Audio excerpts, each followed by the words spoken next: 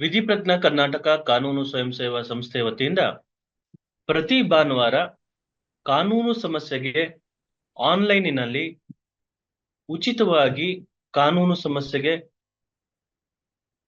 ಪರಿಹಾರವನ್ನ ಈ ಒಂದು ಸಂಸ್ಥೆ ವತಿಯಿಂದ ಒಂದು ಕಾರ್ಯಕ್ರಮವನ್ನು ಆಯೋಜನೆ ಮಾಡಿ ಈ ಕಾರ್ಯಕ್ರಮವನ್ನ ಡಾಕ್ಟರ್ ಬಾಬಾ ಸಾಹೇಬ್ ಜಿನರಾಲ್ಕರ್ ಇವರು ವಿಶ್ರಾಂತ ಜಿಲ್ಲಾ ನ್ಯಾಯಾಧೀಶರು ಹಾಗೂ ಸತ್ರ ನ್ಯಾಯಾಧೀಶರಾಗಿರ್ತಾರೆ ಮತ್ತು ಇವರು ಪ್ರಸ್ತುತವಾಗಿ ಡಾಕ್ಟರ್ ಬಿ.ಆರ್. ಅಂಬೇಡ್ಕರ್ ಅಭಿವೃದ್ಧಿ ನಿಗಮ ಬೆಂಗಳೂರು ಇಲ್ಲಿ ಕಾನೂನು ಸಲಹೆಗಾರರಾಗಿ ಕೆಲಸವನ್ನು ನಿರ್ವಹಿಸ್ತಾ ಇರ್ತಾರೆ. ಇವರು ಸಾಕಷ್ಟು ಕಾನೂನಿನ ಪರಿಣಿತಿಯನ್ನ ಹೊಂದಿದ್ದು ನ್ಯಾಯಾಧೀಶರಾಗಿ ಕರ್ನಾಟಕದ ಹಲವು ಕಡೆ ಸೇವೆಯನ್ನ ಸಲ್ಲಿಸಿದ್ದು ಅಪಾರವಾದಂತಹ ಕಾನೂನಿನ ಜ್ಞಾನವನ್ನ ಪಡೆದಿದ್ದು ಈ ಜ್ಞಾನವನ್ನ ಏನು ಜನಸಾಮಾನ್ಯರಿಗೆ, ಕಿರಿಯ ವಕೀಲರಿಗೆ ಹಾಗೂ ಕಾನೂನು ವಿದ್ಯಾರ್ಥಿಗಳಿಗೆ ಹಾಗೂ ಇತರ ಎಲ್ಲಾ ಸಮುದಾಯದ ವರ್ಗಕ್ಕೆ ಅನುಕೂಲ ಆಗ್ಲಿ ಅಂತ ಹೇಳಿ ಈ ಒಂದು ಕಾರ್ಯಕ್ರಮವನ್ನ ನಡೆಸ್ಕೊಡ್ತಾ ಇದ್ದಾರೆ. ಈ ನಿಟ್ಟಿನಲ್ಲಿ ಸಾಹೇಬ್ರು ಈ ಒಂದು ಕಾರ್ಯಕ್ರಮಕ್ಕೆ ಬಂದಿದ್ದಾರೆ. ತುಂಬಾ ಬ್ಯುಸಿ ಶೆಡ್ಯೂಲ್ ಇರುವಂತಹ ಒಂದು ಸಂದರ್ಭ. ಈ ಪ್ರಸ್ತುತ ಒಂದು ಏನು ಡಾಕ್ಟರ್ ಬಿ.ಆರ್. ಅಂಬೇಡ್ಕರ್ ಅಭಿವೃದ್ಧಿ ನಿಗಮದಲ್ಲಿ ಭೂ ಒಡೆತನ ಯೋಜನೆಯಲ್ಲಿ ಸಾಹೇಬ್ರು ಕಾರ್ಯವನ್ನ ನಿರ್ವಹಿಸ್ತಾ ಇದ್ದು, ಯಾರಿಗೆ ಭೂಮಿ ಇರೋದಿಲ್ಲ ಆ ನಿಟ್ಟಿನಲ್ಲಿ ಏನು ಒಂದು ಸರ್ವೆಯನ್ನ ನಡೀತಾ ಇದೆ. ಆಲ್ ಓವರ್ ಕರ್ನಾಟಕ ಸಾಹೇಬ್ರು ಓಡಾಡ್ತಾ ಇದ್ದಾರೆ. ಇಷ್ಟು ಒಂದು ಬ್ಯುಸಿ ಶೆಡ್ಯೂಲ್ ನಲ್ಲೂ ಸಹ ಏನು ಸಮಾಜಕ್ಕೆ ತನ್ನ ಕಡೆಯಿಂದ ಅನುಕೂಲ ಆಗ್ಲಿ, ನನ್ನಿಂದ ನೂರಾರು ಜನಕ್ಕೆ ಒಂದು ಕಾನೂನಿನ ನಿಟ್ಟಿನಲ್ಲಿ ಸಹಾಯ ಆಗ್ಲಿ, ಅವ್ರಿಗೆ ಏನಾದ್ರು ಕಾನೂನಿನ ಸಮಸ್ಯೆ ಎದುರಿಸ್ತಿದ್ರೆ ಅವ್ರಿಗೇನಾದ್ರು ನಾನೊಂದ್ ಕಡೆಯಿಂದ ಒಂದು ಸಜೆಷನ್, ಒಂದು ಅಡ್ವೈಸ್ ಏನಾದ್ರು ಮಾಡಿದ್ರೆ ಅವ್ರಿಗೆಲ್ಲೋ ಒಂದ್ ಕಡೆ ಅದು ಸಮಾಧಾನ ಆಗುತ್ತೆ ಅನ್ನೋ ನಿಟ್ಟಿನಲ್ಲಿ ಬಹಳ ಒಂದು ದೊಡ್ಡ ಮನಸ್ಸಿನಿಂದ ಈ ಕಾರ್ಯಕ್ರಮವನ್ನ ನಡೆಸ್ಕೊಡ್ತಾ ಇದ್ದಾರೆ. ಇವ್ರಿಗೆ ನಾವು ಹೃತ್ಪೂರ್ವಕವಾಗಿ ನಾವು ಧನ್ಯವಾದಗಳನ್ನ ಅರ್ಪಿಸ್ತಾ ಇದ್ದೀವಿ. ಸೊ ಈ ಒಂದು ಕಾರ್ಯಕ್ರಮಕ್ಕೆ ಬಂದಂತ ಎಲ್ರೂ ಸಹ ಧನ್ಯವಾದಗಳನ್ನ ಅರ್ಪಿಸ್ತಾ ಇದ್ದೀನಿ. ಸೊ ಮೊದಲನೇದಾಗಿ ಈ ಕಾರ್ಯಕ್ರಮ ಏನು ಅಂತಂದ್ರೆ ಇದು ಕಾನೂನಿನ ಸಂವಾದ ಕಾರ್ಯಕ್ರಮ ಆಗಿರ್ತದೆ.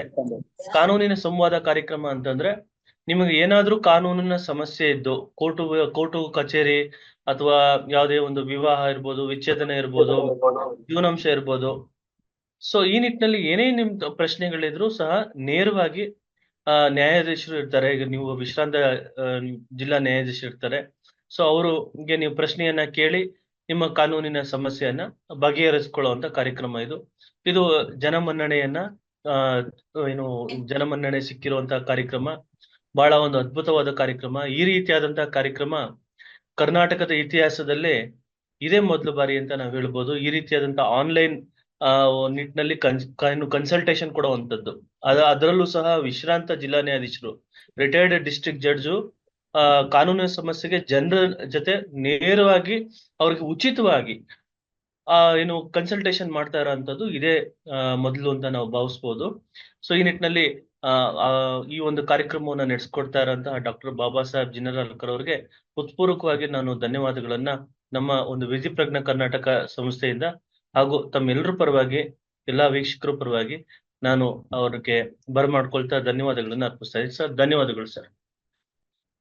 ಸೊ ಮೊದಲನೇದಾಗಿ ಪ್ರಶ್ನೆಗಳನ್ನ ತಾವು ಇದು ಏನು ಆಡಿಯನ್ಸ್ಗೆ ನಾವು ಫಸ್ಟ್ ಪ್ರಿಯಾರಿಟಿಯನ್ನ ಕೊಟ್ಟಿರ್ತೀವಿ. ತಾವು ಪ್ರಶ್ನೆಯನ್ನ ಕೇಳಿದ್ರೆ ಸಾಹೇಬರು ಅದಕ್ಕೆ ಉತ್ತರವನ್ನ ಕೊಡ್ತಾ ಹೋಗ್ತಾರೆ. ಸೊ ಈ ನಿಟ್ಟಿನಲ್ಲಿ ಮೊದಲ ಆದ್ಯತೆ ಏನು ಈ ಒಂದು ಕಾರ್ಯಕ್ರಮಕ್ಕೆ ಬಂದಿರುವಂತ ಆಡಿಯನ್ಸ್ಗೆ ಇರ್ತದೆ. ಸೊ ಅವರು ಏನಾದ್ರೂ ಪ್ರಶ್ನೆಗಳು, ಅದು ಯಾವುದು ಕಾನೂನಿಗೆ ಮತ್ತು ನ್ಯಾಯಾಲಯಗಳಿಗೆ ಸಂಬಂಧಪಟ್ಟಂಗೆ ಮಾತ್ರ ತಾವು ಪ್ರಶ್ನೆಯನ್ನ ಕೇಳ್ಬೇಕಾಗ್ತದೆ. ಸೊ ಅದನ್ನು ಹೊರತುಪಡಿಸಿ ಬೇರೆ ಏನು ಕೇಳಬಾರ್ದು. ಸೊ ನ್ಯಾಯಾಲಯಕ್ಕೆ, ಕೋರ್ಟ್ಗೆ ಅಥವಾ ಕಾನೂನಿಗೆ ಸಂಬಂಧಪಟ್ಟಿದ್ ಮಾತ್ರ ಪ್ರಶ್ನೆಯನ್ನ ಕೇಳ್ಬೇಕು ಅಂತ ನಾನು ಕೇಳ್ಕೊತಾ ಇದ್ದೀನಿ. ಸರ್ ಮೊದಲನೇದಾಗಿ ಈ ಪ್ರಶ್ನೆಯನ್ನ ಕೇಳ್ಬೇಕು. ನೀವು ಪ್ರಶ್ನೆಯನ್ನ ಕೇಳ್ಬೇಕು ಅಂದ್ರೆ ಹ್ಯಾಂಡ್ ರೈಸ್ ಮಾಡಿ. ನಿಮ್ಮಲ್ಲಿ ಒಂದು ಹ್ಯಾಂಡ್ ಬಟನ್ ನಿಮ್ಗೆ ಹ್ಯಾಂಡ್ ಬಟನ್ ಕಾಣಿಸ್ತಾ ಇರ್ತದೆ. ಆ ಹ್ಯಾಂಡ್ ಬಟನ್ ಅಲ್ಲಿ ರೈಸ್ ಮಾಡಿದ್ರೆ ನಾನು ಪ್ರಶ್ನೆಯನ್ನ ಕೇಳಕ್ ಅವಕಾಶ ಮಾಡ್ಕೊಡ್ತೀನಿ. ತಕ್ಷಣ ನೀವು ಅನ್ಮ್ಯೂಟ್ ಅನ್ನ ಮಾಡ್ಕೊಂಡು ಪ್ರಶ್ನೆಯನ್ನ ಕೇಳ್ಬೇಕಾಗ್ತದೆ. ಧನ್ಯವಾದಗಳು. ಮೊದಲನೇ ಪ್ರಶ್ನೆ ಯಾರಾದ್ರೂ ಹ್ಯಾಂಡ್ ರೈಸ್ ಮಾಡಿ ಪ್ಲೀಸ್. ಹ್ಯಾಂಡ್ ರೈಸ್ ಮಾಡಿ.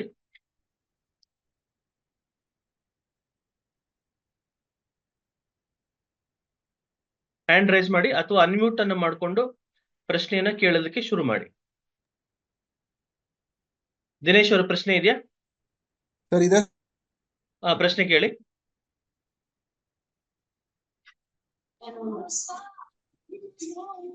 ರಾಮಕೃಷ್ಣ ಅವರ ಪ್ರಶ್ನೆ ಇದೆಯಾ? ಪ್ರಶ್ನೆ ಕೇಳಿ. ಅನ್ಮ್ಯೂಟ್ ಅನ್ನು ಮಾಡ್ಕೊಂಡು ಪ್ರಶ್ನೆ ಕೇಳಿ. ನೋಡಿ,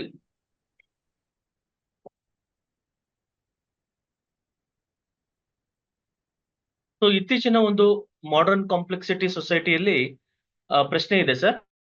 ಏನು ಅಂತಂದ್ರೆ, ಇತ್ತೀಚಿನ ಮಾಡರ್ನ್ ಕಾಂಪ್ಲೆಕ್ಸಿಟಿ ಸೊಸೈಟಿಯಲ್ಲಿ ವಿವಾಹ ಅನ್ನೋದು ಏನು ಸಂಬಂಧ ಅದು ಏನು ಬಹಳ ಡಿಫಿಕಲ್ಟಿ ಆಗಿದೆ. ಸೊ ಈ ನಿಟ್ಟಿನಲ್ಲಿ ನನಗೆ ಮದುವೆ ಆಗಿದೆ, ಮಕ್ಕಳು ಇದ್ದಾರೆ, ಆದ್ರೆ ಸಾಂಸಾರಿಕ ಸುಖ ಇಲ್ಲ. ಈ ನಿಟ್ಟಿನಲ್ಲಿ ನಾನು ಬೇರೆ ಹೆಣ್ಣಿನ ಸಹವಾಸ ಮಾಡಬಹುದೇ? ಅನೈತಿಕ ಸಂಬಂಧ ಅಪರಾಧ ಅಲ್ಲವೆಂದು ಸುಪ್ರೀಂ ಕೋರ್ಟ್ ಹೇಳಿದೆ ಅಲ್ಲವೇ ಅಂತ ಪ್ರಶ್ನೆ ಕೇಳ್ತಿದ್ದಾರೆ ಸರ್. ಎಲ್ರಿಗೂ ನಮಸ್ಕಾರ. That is adultery which is punishable under section 497 of CRPC. But ಈಗ ಹೊಸ BNS ನಲ್ಲಿ, ಭಾರತೀಯ ನ್ಯಾಯ ಸಂಹಿತೆಯಲ್ಲಿ ಅಡಲ್ಟ್ರಿ ಅಂತಕ್ಕಂಥ ಅಫೆನ್ಸ್ ಅನ್ನ ಇವತ್ತು ರಿಪೀಲ್ ಮಾಡಲಾಗಿದೆ. It's no more offence. Supreme court ಕೂಡ ಇಬ್ಬರು ವಯಸ್ಕ ಗಂಡಸು ಮತ್ತು ಹೆಂಗಸು ದೈಹಿಕ ಸಂಪರ್ಕ ಹೊಂದಿದ್ರೆ ಅದು ಅಪರಾಧ ಅಲ್ಲ ಅಂತ ಸರ್ವೋಚ್ಚ ನ್ಯಾಯಾಲಯ ಹೇಳಿದೆ. ಆದ್ರೂ ಇವನ್ it is not a legally offence, but it is morally and ethically an offense.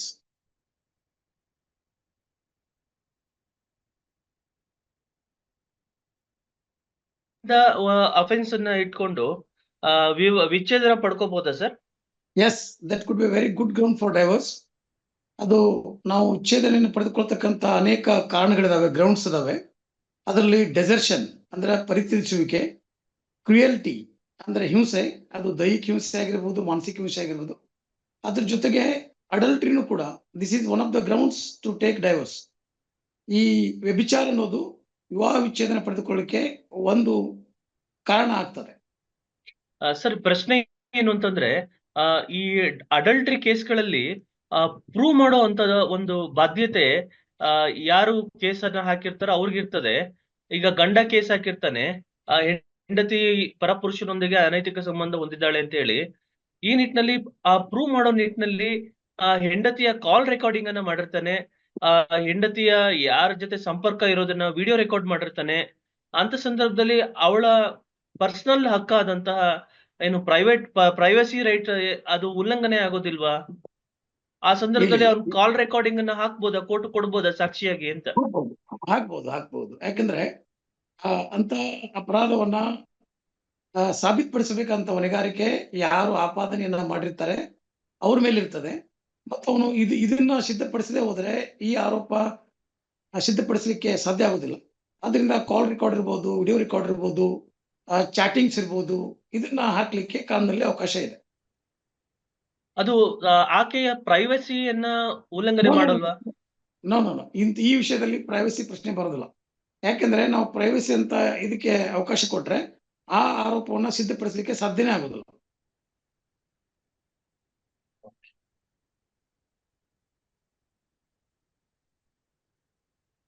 ಪ್ರಶ್ನೆ ಇದ್ರೆ ಪ್ರಶ್ನೆ ಕೇಳಿ, ದಯವಿಟ್ಟು ಪ್ರಶ್ನೆ ಕೇಳಿ.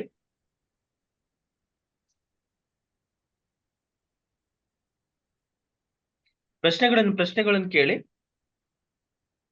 ಸರ್. ಇನ್ನೊಂದು ಪ್ರಶ್ನೆ ಇದೇ ನಿಟ್ಟಿನಲ್ಲಿ ಪ್ರಶ್ನೆ ಇದೆ ಸರ್. ದಿನೇಶ್ ಅವರ ಪ್ರಶ್ನೆ ಕೇಳಿ. ದಿನೇಶ್ ಅವರ ಪ್ರಶ್ನೆ ಕೇಳಿ. ಹ್ಯಾಂಡ್ ರೈಸ್ ಮಾಡಿದ್ದೀರಾ? ಅನ್ಮ್ಯೂಟ್ ಮಾಡ್ಕೊಂಡು ಪ್ರಶ್ನೆ ಕೇಳಿ.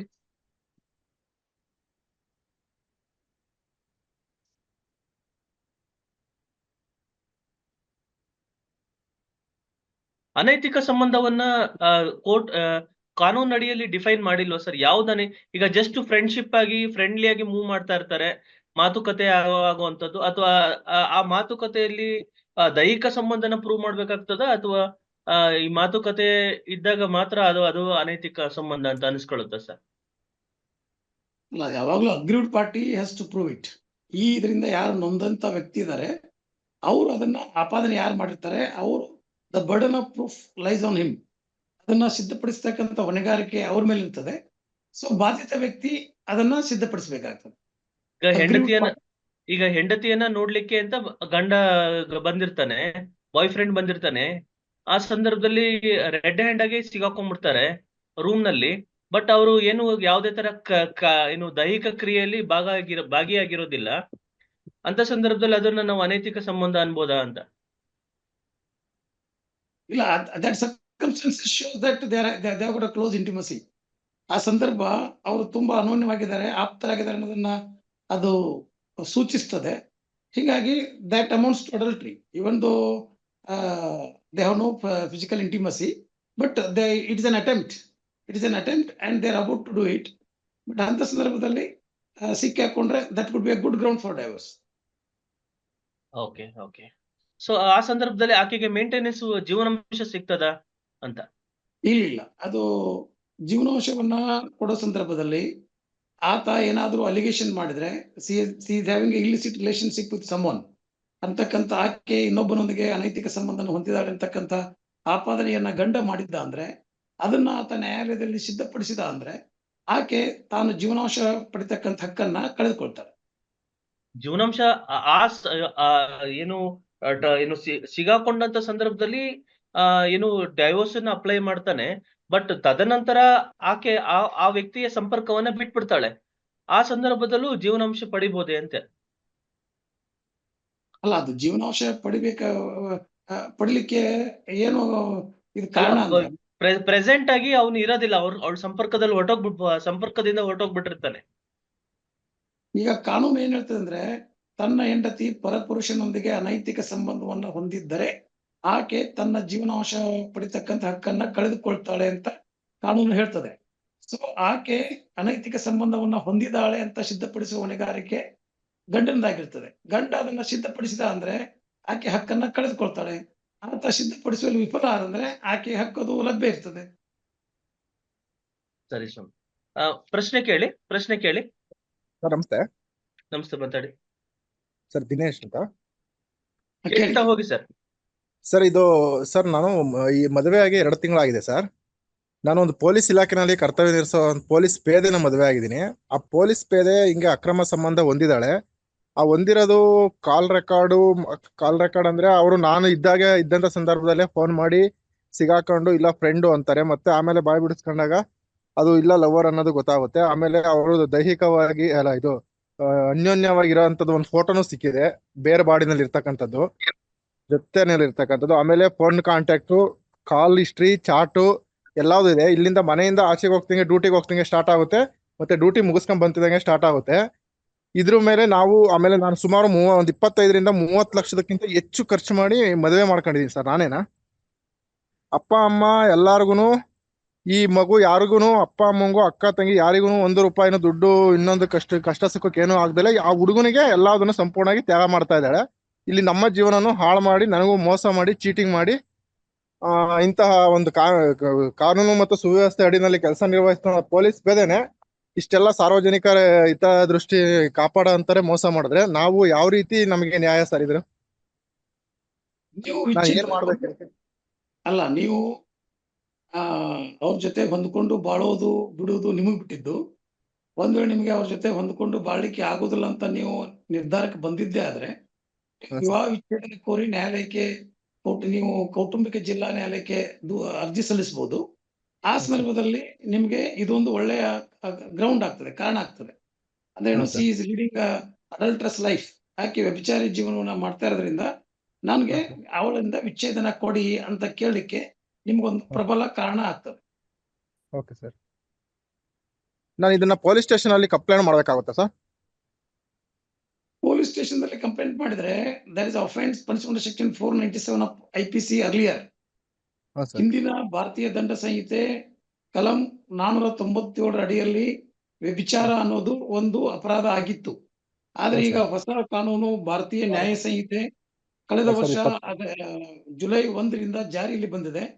ಹೊಸ ಕಾನೂನಿನಲ್ಲಿ ಈ ಅಡಲ್ಟ್ರಿ ಅಂತಕ್ಕಂಥ ಅಪರಾಧವನ್ನ ಅದು ತೆಗೆದುಹಾಕಿದೆ. It's no more a offence, ಅದನ್ನ ಡಿಕ್ರಿಮಿನಲೈಸ್ ಮಾಡಲಾಗಿದೆ. It's no more offence.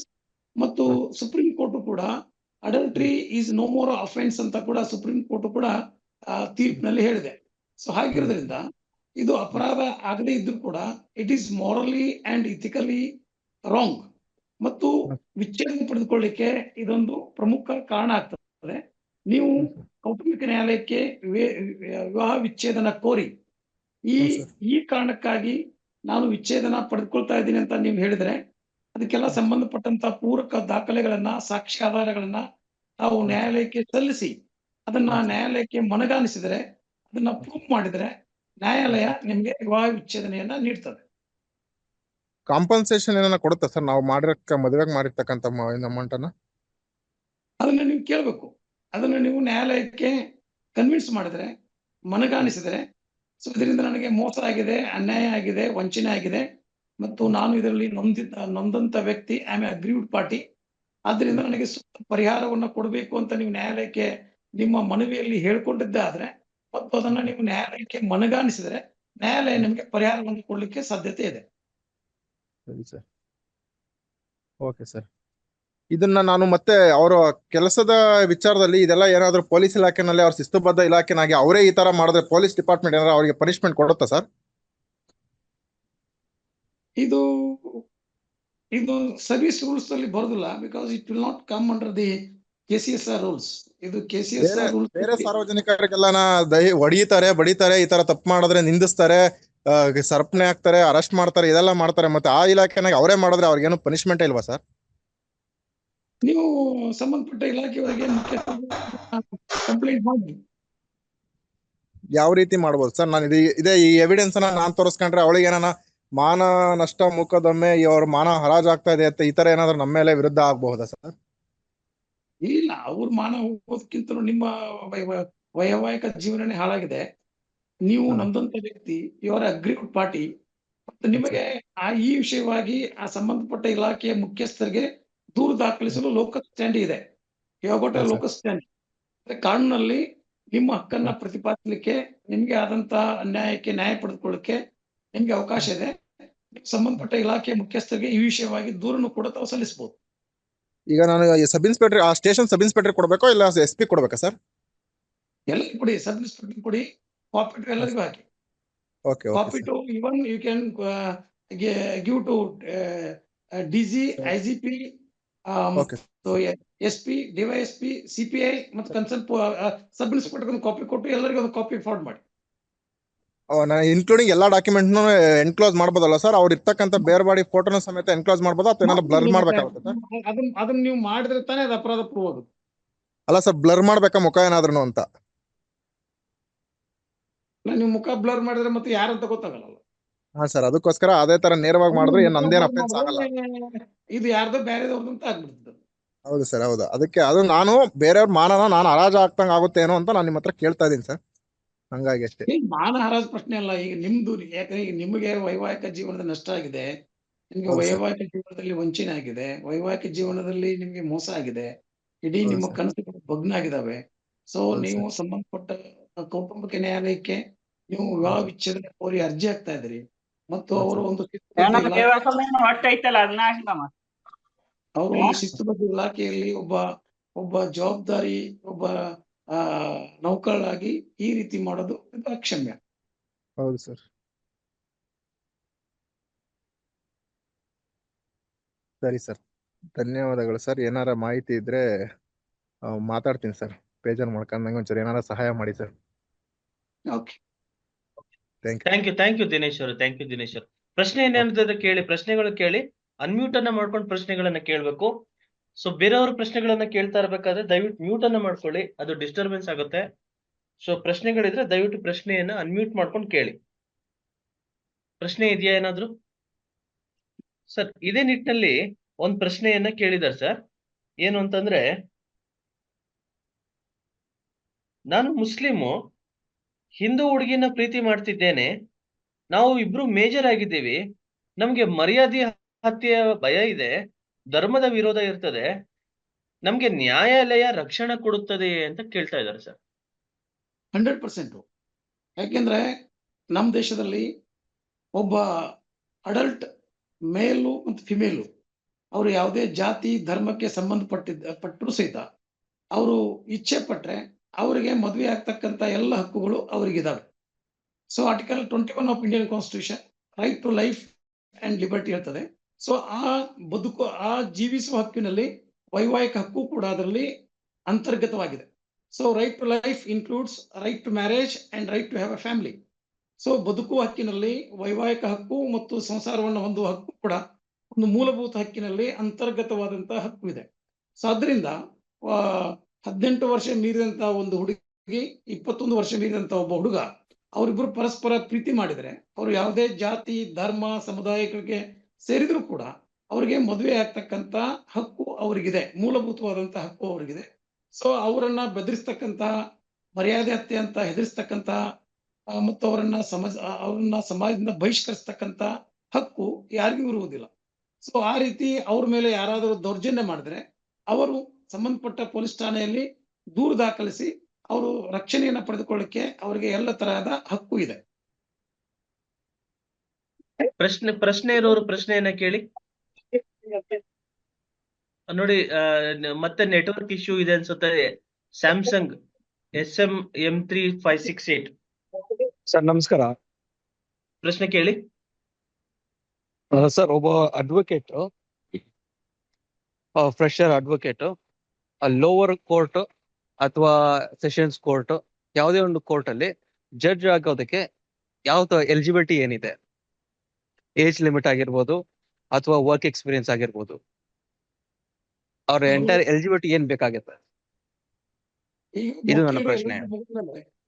ವಕೀಲರು LLB ಮುಗಿದ ಮೇಲೆ ಕರ್ನಾಟಕ ಸ್ಟೇಟ್ ಬಾರ್ ಕೌನ್ಸಿಲ್ ನಿಂದ ಒಂದು ಸನ್ನದನ್ನ ತೆಗೆದುಕೊಳ್ಬೇಕಾಗ್ತದೆ ಮತ್ತು ಆಲ್ ಇಂಡಿಯಾ ಬಾರ್ ಕೌನ್ಸಿಲ್ ಒಂದು ಎಕ್ಸಾಮ್ ಅವ್ರು ಪಾಸ್ ಮಾಡ್ಬೇಕಾಗ್ತದೆ. ಈ ಎರಡು ಆದ್ಮೇಲೆ ಅವರು ಇಡೀ ದೇಶದ ಯಾವುದೇ ನ್ಯಾಯಾಲಯದಲ್ಲಿ ಅವರು ವಕೀಲರಾಗಿ ಕೆಲಸ ಮಾಡಲಿಕ್ಕೆ ಅವರಿಗೆ ಅರ್ಹತೆ ಇದೆ. ಅವರು ಯಾವುದೇ ನ್ಯಾಯಾಲಯದ ಮುಂದೆ ಅವರು ವಕಾಲತ್ತಾಕಿ ಆ ಕೇಸನ್ನು ನಡೆಸಲಿಕ್ಕೆ ಅವರಿಗೆ ಅನುಮತಿ ಇದೆ. ಜಡ್ಜ್ ಆಗ್ಲಿಕ್ಕೆ ಅಂತ ಕೇಳ್ತಾ ಇದ್ದಾರೆ ಸುಮಿ. ಜಡ್ಜ್ ಆಗ್ಲಿಕ್ಕೆ ಅಂದ್ರೆ ಈಗ ಮೊದಲು ನಾವೆಲ್ಲ ಜಡ್ಜ್ ಆಗ್ಬೇಕಾದ್ರೆ 4 ವರ್ಷ ವಕೀಲಿ ಅನುಭವ ಇತ್ತು. 4 ವರ್ಷ ವಕೀಲಿ ಮಾಡಿ ಅನುಭವ ಪಡ್ಕೊಂಡು ನಾವು ಸಿವಿಲ್ ಜಡ್ಜ್ ಎಕ್ಸಾಮ್ಗೆ ಅರ್ಜಿ ಹಾಕ್ಲಿಕ್ಕೆ ಅವಕಾಶ ಇತ್ತು. ಆದ್ರೆ ನಂತರ ಸುಪ್ರೀಂ ಕೋರ್ಟ್ ಏನ್ ಮಾಡ್ತಂದ್ರೆ ಈಗ ಎಕ್ಸ್ಪೀರಿಯನ್ಸ್ ಇಸ್ ನಾಟ್ ನೆಸರಿ, ನೇರವಾಗಿನೇ ಸಿವಿಲ್ ಜಡ್ಜ್ ಎಕ್ಸಾಮ್ ಬರೀಬಹುದು ಅಂತ ಅವಕಾಶ ಕಲ್ಪಿಸಿತು. ಆ ರೀತಿ ಒಳಗೆ ಒಂದ್ 2-3 ಬ್ಯಾಚ್ಗಳು ಅದೇ ರೀತಿ ಒಳಗೆ ಎಕ್ಸಾಮ್ ಬರೆದು ಪಾಸ್ ಆಗಿ ಟ್ರೈನಿಂಗ್ ತಗೊಂಡು ಅವರು ಈಗಾಗಲೇ ಸೇವೆ ಸಲ್ಲಿಸ್ತಾ ಇದ್ದಾರೆ. ಆದ್ರೆ ಇತ್ತೀಚಿನಲ್ಲಿ ಬಾರ್ ಕೌನ್ಸಿಲ್ ಸುಪ್ರೀಂ ಕೋರ್ಟ್ಗೆ ಒಂದು ಅರ್ಜಿಯನ್ನು ಸಲ್ಲಿಸಿ ಕನಿಷ್ಠ 3 ವರ್ಷ ವಯೋಮಿತಿಯನ್ನ ನಿಗದಿಪಡಿಸಬೇಕು ಅಂತ ಒಂದು ಅರ್ಜಿ ಹಾಕೊಂಡಿದೆ. ಆ ಅರ್ಜಿ ಇನ್ನೂ ನ್ಯಾಯಾಲಯದ ಪರಿಶೀಲನೆಯಲ್ಲಿ ಇದೆ. That's a matter of sub judice and lis pendens. ಅದ್ರ ಬಗ್ಗೆ ಸರ್ವೋಚ್ಚ ನ್ಯಾಯಾಲಯ ಇನ್ನೂ ತೀರ್ಪು ಕೊಟ್ಟಿಲ್ಲ. ಅದು ಏನು ತೀರ್ಪು ಬರ್ತದೆ ಅಂತ ನಾವು ನೋಡೋಣ. ಮತ್ತು ನೀವು ಸರ್ಕಾರಿ ವಕೀಲರಾಗಬೇಕಾದ್ರೆ APP ಆಗಬೇಕಾದ್ರೆ ಕನಿಷ್ಠ 3 ವರ್ಷ ಅನುಭವ ಇರಬೇಕು. 3 ವರ್ಷ ಅನುಭವ ಆದ್ಮೇಲೆ ನೀವು ಆ APP ಪರೀಕ್ಷೆಗೆ ಅರ್ಜಿಯನ್ನು ಹಾಕ್ಲಿಕ್ಕೆ ನಿಮಗೆ ಅರ್ಹತೆ ಬರ್ತದೆ. ಮತ್ತು ನೀವು ನೇರವಾಗಿ ಡಿಸ್ಟ್ರಿಕ್ಟ್ ಜಡ್ಜ್ ಆಗ್ಬೇಕಾದ್ರೆ ನೀವು 7 ವರ್ಷಗಳ ಕಾಲ ವಕೀಲಿ ಮಾಡಿದಂತ ಅನುಭವ ಇರಬೇಕು. ಅದೇ ರೀತಿಯೊಳಗೆ ನೀವು ಹೈಕೋರ್ಟ್ ನ್ಯಾಯಾಧೀಶರಾಗಬೇಕಾದ್ರೆ ಕನಿಷ್ಠ ನೀವು 10 ವರ್ಷಗಳ ಕಾಲ, 10 ವರ್ಷ ಅದಕ್ಕಿಂತಲೂ ಹೆಚ್ಚು ಕಾಲ ನೀವು ಹೈಕೋರ್ಟ್ ನಲ್ಲಿ ವಕೀಲರಾಗಿ ಸೇವೆ ಮಾಡಿದಂತ ಅನುಭವ ನಿಮಗಿರ್ಬೇಕು.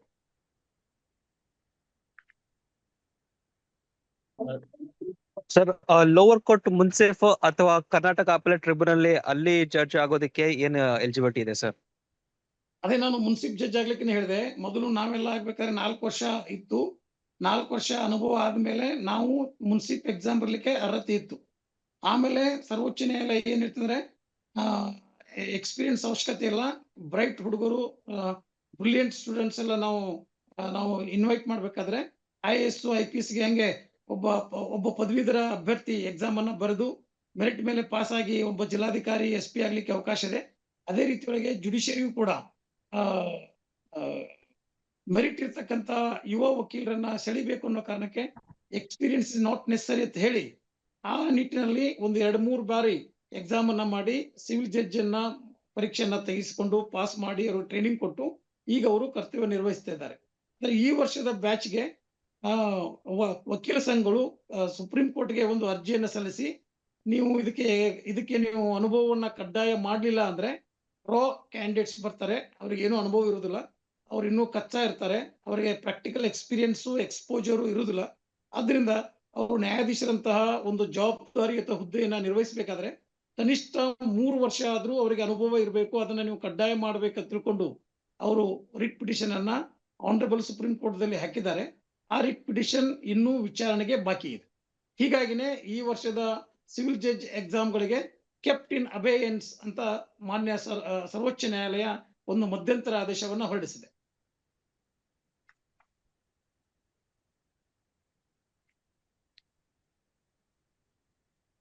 ಈ ಕೆಎಟಿಗಳಲ್ಲಿ Thank you, ಹೇಗೆ sir. ಜಡ್ಜ್ ಆಗ್ಬೇಕು ಅಂತ ಕೇಳ್ತಾ ಇದ್ದಾರೆ ಸ್ವಾಮಿ. ಕೆಎಟಿಗಳಲ್ಲಿ ಹೇಗೆ ಜಡ್ಜ್ ಆಗ್ತಾರೆ ಅಂತ. KAT ಅಂದ್ರೆ ಕರ್ನಾಟಕ ಅಪೆಲೇಟ್ ಟ್ರಿಬ್ಯುನಲ್ ಅಂತ ಇರ್ತದೆ. ಸೊ ಅದರಲ್ಲಿ ಇಬ್ಬರು ಇರ್ತಾರೆ, ಒಬ್ರು ಫ್ರಮ್ ಜುಡಿಷಿಯಲ್ ಸೈಡ್, ಇನ್ನೊಬ್ರು from revenue side. So revenue side ಇದ್ದವರು ಒಬ್ಬ ಹಿರಿಯ IAS ಅಧಿಕಾರಿ ಆಗಿರ್ತಾರೆ, ಮತ್ತು ಜುಡಿಷಿಯಲ್ ಸೈಡ್ ಇದ್ದವರು ಒಬ್ಬ ಹಿರಿಯ ಜಿಲ್ಲಾ ನ್ಯಾಯಾಧೀಶರು ಇರ್ತಾರೆ. So they are not the direct recruitees, they are all the promotional post. ಅಲ್ಲಿ ನೇರವಾಗಿ ಆಯ್ಕೆ ಆಗ್ತಕ್ಕಂತ ಸಾಧ್ಯತೆಗಳಿಲ್ಲ. ಅಲ್ಲಿ ಅನುಭವದ ಮೇಲೆ, ಪದೋನ್ನತಿಯ ಮೇಲೆ ಕೊಡ್ತಾರೆ ಅದನ್ನ. ಸರಿ ಸ್ವಾಮಿ, ನೀವು ತಮ್ಮ ಪ್ರಶ್ನೆಗೆ ಉತ್ತರ ಸಿಕ್ತು ಅಂತ ನಾನು ಭಾವಿಸ್ತೀನಿ. ಮತ್ತೊಂದು ಪ್ರಶ್ನೆ ಕೇಳ್ತಾ ಇದ್ದಾರೆ ಸ್ವಾಮಿ. ಇದರಲ್ಲಿ ಆರೋಪಿ ನಿರಪರಾಧಿ ಆದ ಮೇಲೆ ವಕೀಲ ಆಗ್ಬಹುದಾ? ಅದಕ್ಕೆ ಕೋರ್ಟ್ ನಲ್ಲಿ ಏನಾದ್ರೂ ಕೋರ್ಟ್ ರಿಸ್ಟ್ರಿಕ್ಷನ್ಸ್ ಮಾಡ್ತದ ಅನ್ನೋ ಪ್ರಶ್ನೆ ಕೇಳ್ತಾ ಇದ್ದಾರೆ ಸ್ವಾಮಿ. ಈಗ ಅವನು ಅಕ್ವಿಟಲ್ ಅಂದ್ರೆ he has got a clean chit. ಆತ ಖುಲಾಸೆಗೊಂಡಿದ್ದಾನೆ ಅಂದ್ರೆ ಆತನಿಗೆ ಕ್ಲೀನ್ ಚಿಟ್ ಇದೆ, ವಕೀಲಿ ಮಾಡಬಹುದು.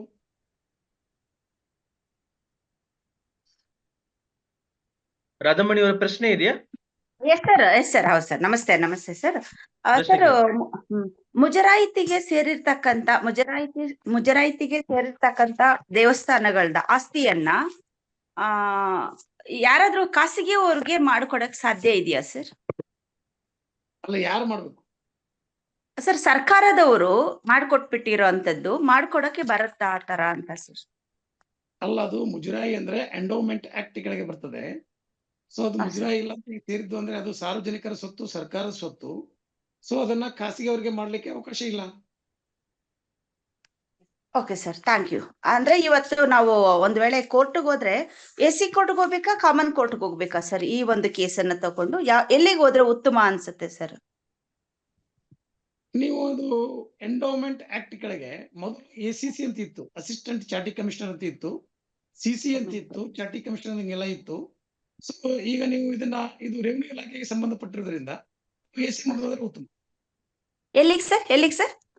AC assistant commissioner. ಹೋದ್ರೆ ಉತ್ತಮ. Okay sir, thank you sir. ಇನ್ನೊಂದು ಪ್ರಶ್ನೆ ಸರ್, ಪ್ಲೀಸ್ ಸರ್. ಗಂಡ ಆಗಿರ್ತಕ್ಕಂಥವನು ಏನ್ ಕೆಲಸ ಮಾಡ್ತಿದ್ದಾನೆ, ಅವನ ಆದಾಯ ಮೂಲಗಳು ಹೆಂಡತಿಗೆ ಏನೂ ಗೊತ್ತಿರಲ್ಲ. ಆದ್ರೆ ಅವರಿಬ್ಬರ ಮಧ್ಯದಲ್ಲೂ ಗಲಾಟೆ ಬಂದು ಡಿವೋರ್ಸ್ಗೆ ಹೋಗಿರುತ್ತೆ ಸರ್. ಹುಡುಗ ನನಗೆ ಡಿವೋರ್ಸ್ ಕೊಡಿ ಹೆಂಡತಿ ಕಡೆಯಿಂದ ಅಂತ ಹೇಳಿ ಕೋರ್ಟ್ಗೆ ಇದೋಗಿರ್ತಾನೆ. ಆಕೆಗೆ ಜೀವನಾಂಶಕ್ಕೆ ಕೊಡ್ಲಿಕ್ಕೆ ಬರುತ್ತಾ ಸರ್? ಏನೋ ಒಂದು ಸೋರ್ಸ್ ಆಫ್ ಇನ್ಕಮ್ ಏನೂ ತೋರಿಸ್ಲಿಕ್ಕೆ ಆಗ್ತಿಲ್ಲ. ಇಲ್ಲ, ನೀವ್ ಹೇಳಿ ಅವನು ನನ್ನನ್ನ ನಿರ್ಲಕ್ಷ್ಯ ಮಾಡ್ತಾ ಇದ್ದಾನೆ, ನಿರಾಕರಿಸ್ತಾ ಇದ್ದಾನೆ, ನನಗೆ ಆತ ಖರ್ಚಿಗೆ ಕೊಡ್ತಾ ಇಲ್ಲ, ನನಗೆ ಸರಿಯಾಗಿ ನೋಡ್ಕೊಳ್ತಾ ಇಲ್ಲ. So he is duty bound to maintain me. ಆತ ನನ್ನನ್ನ ಸಂರಕ್ಷಣೆ ಮಾಡ್ತಕ್ಕಂತ ಕಾನೂನುಬದ್ಧ ಹೊಣೆಗಾರಿಕೆಯನ್ನು ಹೊಂದಿದ್ದಾನೆ. ಆತನಿಗೆ ಒಳ್ಳೆಯ ನೌಕರಿ ಇದೆ, ಆದ್ರೆ ಆತನಿಗೆ ಎಷ್ಟು ಸಂಬಳ ಇದೆ ಅನ್ನೋದು ನನ್ಗೆ ಗೊತ್ತಿಲ್ಲ.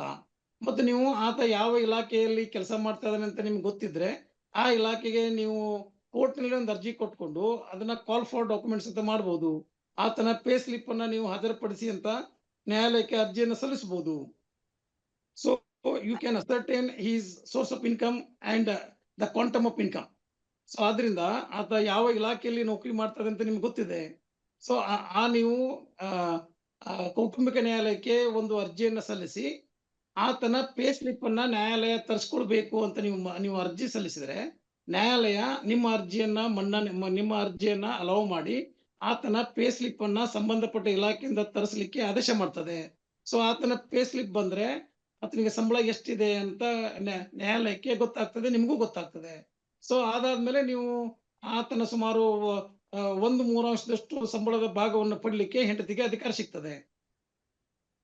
ಓಕೆ ಸರ್, ಧನ್ಯವಾದಗಳು ಸರ್. Thank you. ಇನ್ನೊಂದು ಪ್ರಶ್ನೆ ನಮ್ಮ ಕಿರಿಯ ವಕೀಲರಾದಂತ ಅರುಣ್ ಸೈದ್ ಅವ್ರ ಪ್ರಶ್ನೆ ಕೇಳಿದ್ದಾರೆ. ಬೇರ್ ಇಂಜಂಕ್ಷನ್ ಸೂಟ್ ಅಂದ್ರೆ ಏನು ಅಂತ ಪ್ರಶ್ನೆ ಕೇಳ್ತಿದ್ದಾರೆ ಸರ್. ಬೇರ್ ಇಂಜಂಕ್ಷನ್ ಸೂಟ್ ಅಂದ್ರೆ ನಾನು ಆ ದಾವಾ ಸುತ್ತಿನ ಸ್ವಾಧೀನದಲ್ಲಿದ್ದೇನೆ. I am in the peaceful possession and enjoyment of the social property. ನಾನು ಆ ದಾವಾ ಸುತ್ತಿನ ನಿರಂತರ ಶಾಂತಿಯುತ ಸ್ವಾಧೀನದಲ್ಲಿದ್ದೇನೆ.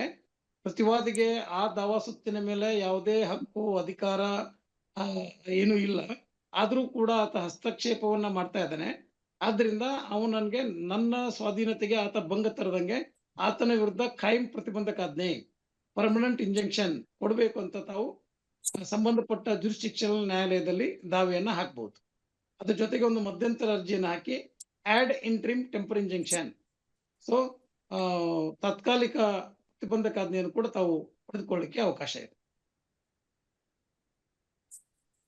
ಕೇಳಿ, ಡೈರೆಕ್ಟ್ ಆಗಿ ಕೇಳಿ, ಪ್ರಶ್ನೆ ಕೇಳಿ. ಅರುಣ್ ಸರ್. ಸೇತ್ ಅವರ ಪ್ರಶ್ನೆ ಕೇಳಿ. ಸರ್ ನಮಸ್ಕಾರ, ನನ್ನ ಹೆಸರು ಹಾರೂನ್ ಸೇಠ್ ಅಂತ ಹೇಳ್ಬಿಟ್ಟು. ಹೇಳಿ. ನನ್ನ ಫ್ರೆಂಡ್ ಒಬ್ರು 2017ರಲ್ಲಿ ಒಂದು ಪ್ರಾಪರ್ಟಿ ಪರ್ಚೇಸ್ ಮಾಡಿದ್ರು.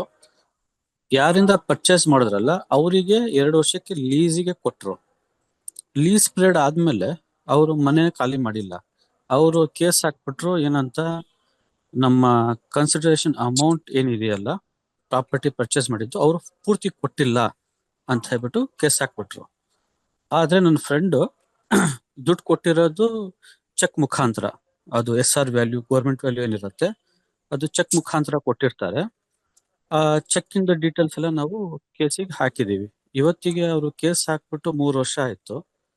ಅವರು ಮನೆನೂ ಖಾಲಿ ಮಾಡ್ತಾ ಇಲ್ಲ, ಇಂಜೆಕ್ಷನ್ ಸೂಟು ಪೆಂಡಿಂಗ್ ಅಲ್ಲೇ ಇದೆ ಸರ್. ಅವನು ನಮ್ಮ ಮೇಲೆ ಒಂದು ಇಂಜೆಕ್ಷನ್ ಸೂಟ್ ಹಾಕಿದ್ದು. ಆಮೇಲೆ ನಾವು ಲಾಯರ್ ಕನ್ಸಲ್ಟ್ ಮಾಡಿದಾಗ ಅವರು ಅಂದ್ರು, ನೀವು ಪೊಸಿಷನ್ ಮತ್ತೆ ಮೀನ್ಸ್ ಪ್ರಾಫಿಟ್ ಒಂದು ಕೇಸ್ ಹಾಕಿ ಅಂದ್ರು. ನಾವು ಅದಾದ್ಮೇಲೆ ನಾವು ಒಂದು ಕೇಸ್ ಹಾಕಿದ್ವಿ, ಸೆಕೆಂಡ್ ಕೇಸ್ ಹಾಕಿದ್ವಿ ಪೊಸಿಷನ್ ಮತ್ತೆ ಮೀನ್ ಪ್ರಾಫಿಟ್ಗೆ. ಮತ್ತೆ ಆಪೋಸಿಟ್ ಲಾಯರ್ ಅವರು ನಮ್ಮ ಮೇಲೆ 3ನೇ ಕೇಸ್ ಹಾಕಿದ್ರು, ಮಿಸ್ಲೇನಿಯಸ್ ಕೇಸ್ ಅಂತ ಹೇಳ್ಬಿಟ್ಟು. ಅವರು ಹೇಳಿದ್ರು, ಇದು ಆಲ್ರೆಡಿ ಒಂದು ಕೇಸ್ ಇದೆ ಇಂಜೆಕ್ಷನ್ ಸೂಟ್ ಮತ್ತೆ ಪೊಸಿಷನ್ ಮೀನ್ ಪ್ರಾಫಿಟ್ ಕೇಸ್ ಹಾಕ್ಯಾರೆ, ಇದು ಡೂಪ್ಲಿಕೇಟ್ ಕೇಸು, ಕಾಮನ್ ಎವಿಡೆನ್ಸ್ ಮಾಡಿ ಅಂತ ಹೇಳ್ಬಿಟ್ಟು ಇನ್ನೊಂದು ಕೇಸ್ ಹಾಕ್ಬಿಟ್ರು. ಈಗ ನಾವು ಒಂದ್ ಕೇಸ್ ಇದ್ದಿದ್ದು 3 ಕೇಸ್ ಆಗ್ಬಿಟ್ಟಿದೆ ಈಗ ನಮ್ದು. 3 ಕೇಸಲ್ಲೂ ಏನು ಮಿಸ್ಲೇನಿಯಸ್ ಕೇಸ್ ಕ್ಲೋಸ್ ಆಯ್ತು, ಕಾಮನ್ ಎವಿಡೆನ್ಸ್ ಮಾಡಿ ಅಂತ ಹೇಳ್ಬಿಟ್ಟು. ಆದ್ರೆ ಇಂಜೆಕ್ಷನ್ ಸೂಟ್ ಬೇರೆ ಇಂಜೆಕ್ಷನ್ ಸೂಟ್ ನಾವು ಪ್ರಾಪರ್ಟಿ ಪರ್ಚೇಸ್ ಮಾಡಿ ರಿಜಿಸ್ಟರ್ಡ್ ಡಾಕ್ಯುಮೆಂಟ್ ಎಲ್ಲ ಇಟ್ಕೊಂಡ್ಬಿಟ್ಟು ನಾವು ಪೊಸಿಷನ್ಗೆ ಹೋಗಕ್ ಆಗ್ತಾ ಇಲ್ಲ. ಇದು ತುಂಬಾ ಲಾಂಗ್ ಡಿಲೇ ಆಗ್ಬಿಟ್ಟಿದೆ. ಇದಕ್ಕೆ ಇಂಜೆಕ್ಷನ್ ಸೂಟ್ ಅನ್ನ ಬೇಗ ಕ್ಲೋಸ್ ಮಾಡೋದಕ್ಕೆ ಏನಾದ್ರು ದಾರಿ ಇರತ್ತಾ? ಇದೊಂದೊಂದು ಮೊದಲನೇ ಪ್ರಶ್ನೆ. ನೀವು you have to file a declaration suit. ನೀವು ಒಂದು ಘೋಷಣಾತ್ಮಕ ದಾವೆ ಹಾಕಬೇಕು. ಏನಂದ್ರೆ I am the lawful owner of the social property. ನಾನು ಈ ದಾವಾ ಸ್ವತ್ತಿನ ಕಾನೂನುಬದ್ಧ ಮಾಲೀಕನಾಗಿದ್ದೇನೆ ಮತ್ತು ಆತ ಈಗ ಪೊಸಿಷನ್ ದಲ್ಲಿ ಇರ್ತಕ್ಕಂಥ ವ್ಯಕ್ತಿ, ಆತ ಕಾನೂನು ಬಾಹಿರ ಪೊಸಿಷನ್ ದಲ್ಲಿದ್ದಾನೆ. He is in a unlawful possession of the social property. ಆತ ದಾವಾ ಸ್ವತ್ತಿನ ಕಾನೂನು ಬಾಹಿರ ಪೊಸಿಷನ್ ದಲ್ಲಿದ್ದಾನೆ. ಆದ್ರಿಂದ ಆತನನ್ನ ಆ ಸ್ವತ್ತಿನಿಂದ ಹೊರಗೆ ಹಾಕಿ ಅಂತ ನಿಮ್ ಸೂಟ್ ಇರಬೇಕು. ಸೊ ಆತನದ್ದು ಬೇರೆ ಇಂಜೆಕ್ಷನ್ ಸೂಟ್ ಇದೆ. ಇಂಜೆಕ್ಷನ್ ಸೂಟ್ ಇದೆ, I am in the possession the social property, don't evict me illegally ಅಂತ ಒಂದು ಕೇಸ್ ಇರ್ತದೆ. ನಾನು ಈ ದಾವಾ ಸ್ವತ್ತಿನ ಸ್ವಾಧೀನದಲ್ಲಿದ್ದೇನೆ, ನನ್ನನ್ನ you cannot evict me without due process of law. ನೀವು ಕಾನೂನಿನ ಪ್ರಕಾರ ಮಾತ್ರ ನನ್ನ ಹೊರಗೆ ಹಾಕ್ಬೇಕೆ ಹೊರತು ಏಕಾಏಕಿ ನೀವು ಹೊರಗೆ ಹಾಕ್ಲಿಕ್ಕೆ ಬರುದಿಲ್ಲ ಅನ್ನೋದು ಅವನ ದಾವೆಯ ಒಂದು ಸ್ಕೋಪು. ಬಟ್ ನೀವು ಅದಕ್ಕೆ ಒಂದು ಕೌಂಟರ್ ಸೂಟ್ ಏನ್ ಹಾಕ್ಬೇಕಂದ್ರೆ declaration, position, permanent injection and mean profits. ಅಂದ್ರೆ ನಿಮ್ದೇನಂದ್ರೆ ಘೋಷಣಾತ್ಮಕ ದಾವೆ. ಅಂದ್ರೆ ನಾನು I am the lawful owner of this property by virtue of the sale deed dated so and so. ನಾನು ಈ ನೋಂದಾಯಿತ ಕ್ರಯಪತ್ರದ ಮೂಲಕ ಈ ದಾವಾ ಸ್ವತ್ತಿನ ಮಾಲೀಕನಾಗಿದ್ದೇನೆ ಮತ್ತು ಇದಕ್ಕೆ ಈ ರಿಜಿಸ್ಟರ್ಡ್ ಸೇಲ್ ಡೀಡ್ ದಿಂದ ನನಗೆ ಖಾತೆ ಬದಲಾವಣೆ ಆಗಿದೆ. ಐ ಆಮ್ ಪೇಯಿಂಗ್ ದ ಕಂದಾಯಂ ಟು ದಿ ಗೌರ್ಮೆಂಟ್. ನಾನು ಸರ್ಕಾರಕ್ಕೆ ತೆರಿಗೆ ಟ್ಯಾಕ್ಸ್ ಅನ್ನ ಕಟ್ತಾ ಇದ್ದೇನೆ. But he is in illegal possession. ಆದ್ರಿಂದ ಅವನನ್ನ ಇವಿಕ್ಟ್ ಮಾಡಿ, ಆತನ ಅಲ್ಲಿಂದ ಹೊರಗೆ ಹಾಕಿ, ಮತ್ತೆ ನನ್ನ ಪ್ರಾಪರ್ಟಿಗೆ ಕಿರುಕುಳ ಮಾಡ್ದಂಗೆ ಅವನ ವಿರುದ್ಧ ಇಂಜೆಕ್ಷನ್ ಕೊಡಿ. ಅಷ್ಟೇ ಅಲ್ಲದೆ ಈಗ ಆತ ಅನಧಿಕೃತವಾಗಿ ಕಾನೂನು ಬಾಹಿರವಾಗಿ ಪೊಸಿಷನ್ ದಲ್ಲಿದ್ದಾನೆ, ಆ ಪೊಸಿಷನ್ಗೆ ನನಗೆ ಪರಿಹಾರ ಕೊಡಿ. That is means profit. Means profit ಅಂದ್ರೆ ವಾದಕಾಲೀನ ಲಾಭಗಳು, ಮೀನ್ಸ್ ಪ್ರಾಫಿಟ್ ಅಂತಾರೆ. ಸೊ ಆದ್ರಿಂದ ಆತ ಇಷ್ಟು ದಿವಸ ಕಾನೂನು ಬಾಹಿರವಾಗಿ ದಾವಾ ಸೊತ್ತಿನ ಸ್ವಾಧೀನದಲ್ಲಿ ಇರೋದ್ರಿಂದ ಆತ ನನಗೆ ಪರಿಹಾರವನ್ನು ಕೊಡಬೇಕು ಅಂತ ನಿಮ್ ಕೇಸ್ ಇರ್ಬೇಕು. ಇವೆರಡು ಕೇಸ್ ಅಂಡ್ ಕೌಂಟರ್ ಕೇಸ್ ಆಗಿರೋದ್ರಿಂದ ಈ ಎರಡೂ ಕೇಸ್ಗಳನ್ನ ಕ್ಲಬ್ ಮಾಡಿ ನ್ಯಾಯಾಲಯ ಕಾಮನ್ ಎವಿಡೆನ್ಸ್ ಅನ್ನ ಲೀಡ್ ಮಾಡ್ತದೆ to save the precious time the court. ನ್ಯಾಯಾಲಯದ ಪ್ರೀಸಿಯಸ್ ಟೈಮ್ ನ ಉಳಿಸ್ಕೊಳ್ಳೋ ಸಲುವಾಗಿ ಈ ಎರಡೂ ದಾವೆಗಳನ್ನ ಕ್ಲಬ್ ಮಾಡಿ ಕಾಮನ್ ಎವಿಡೆನ್ಸ್ ಅನ್ನ ಲೀಡ್ ಮಾಡಿ ಕಾಮನ್ ಜಜ್ಮೆಂಟ್ ಅನ್ನ ನ್ಯಾಯಾಲಯ ನೀಡ್ತದೆ. ಸರಿ ಸರ್, ಥ್ಯಾಂಕ್ ಯು. ಆದ್ರೆ ನಾವು ಹಾಕಿರೋದು ಬರೇ ಮೀನ್ ಪೊಸಿಷನ್ ಮತ್ತೆ ಮೀನ್ಸ್ ಪ್ರಾಫಿಟ್ ಎಷ್ಟಕ್ಕೆ sir?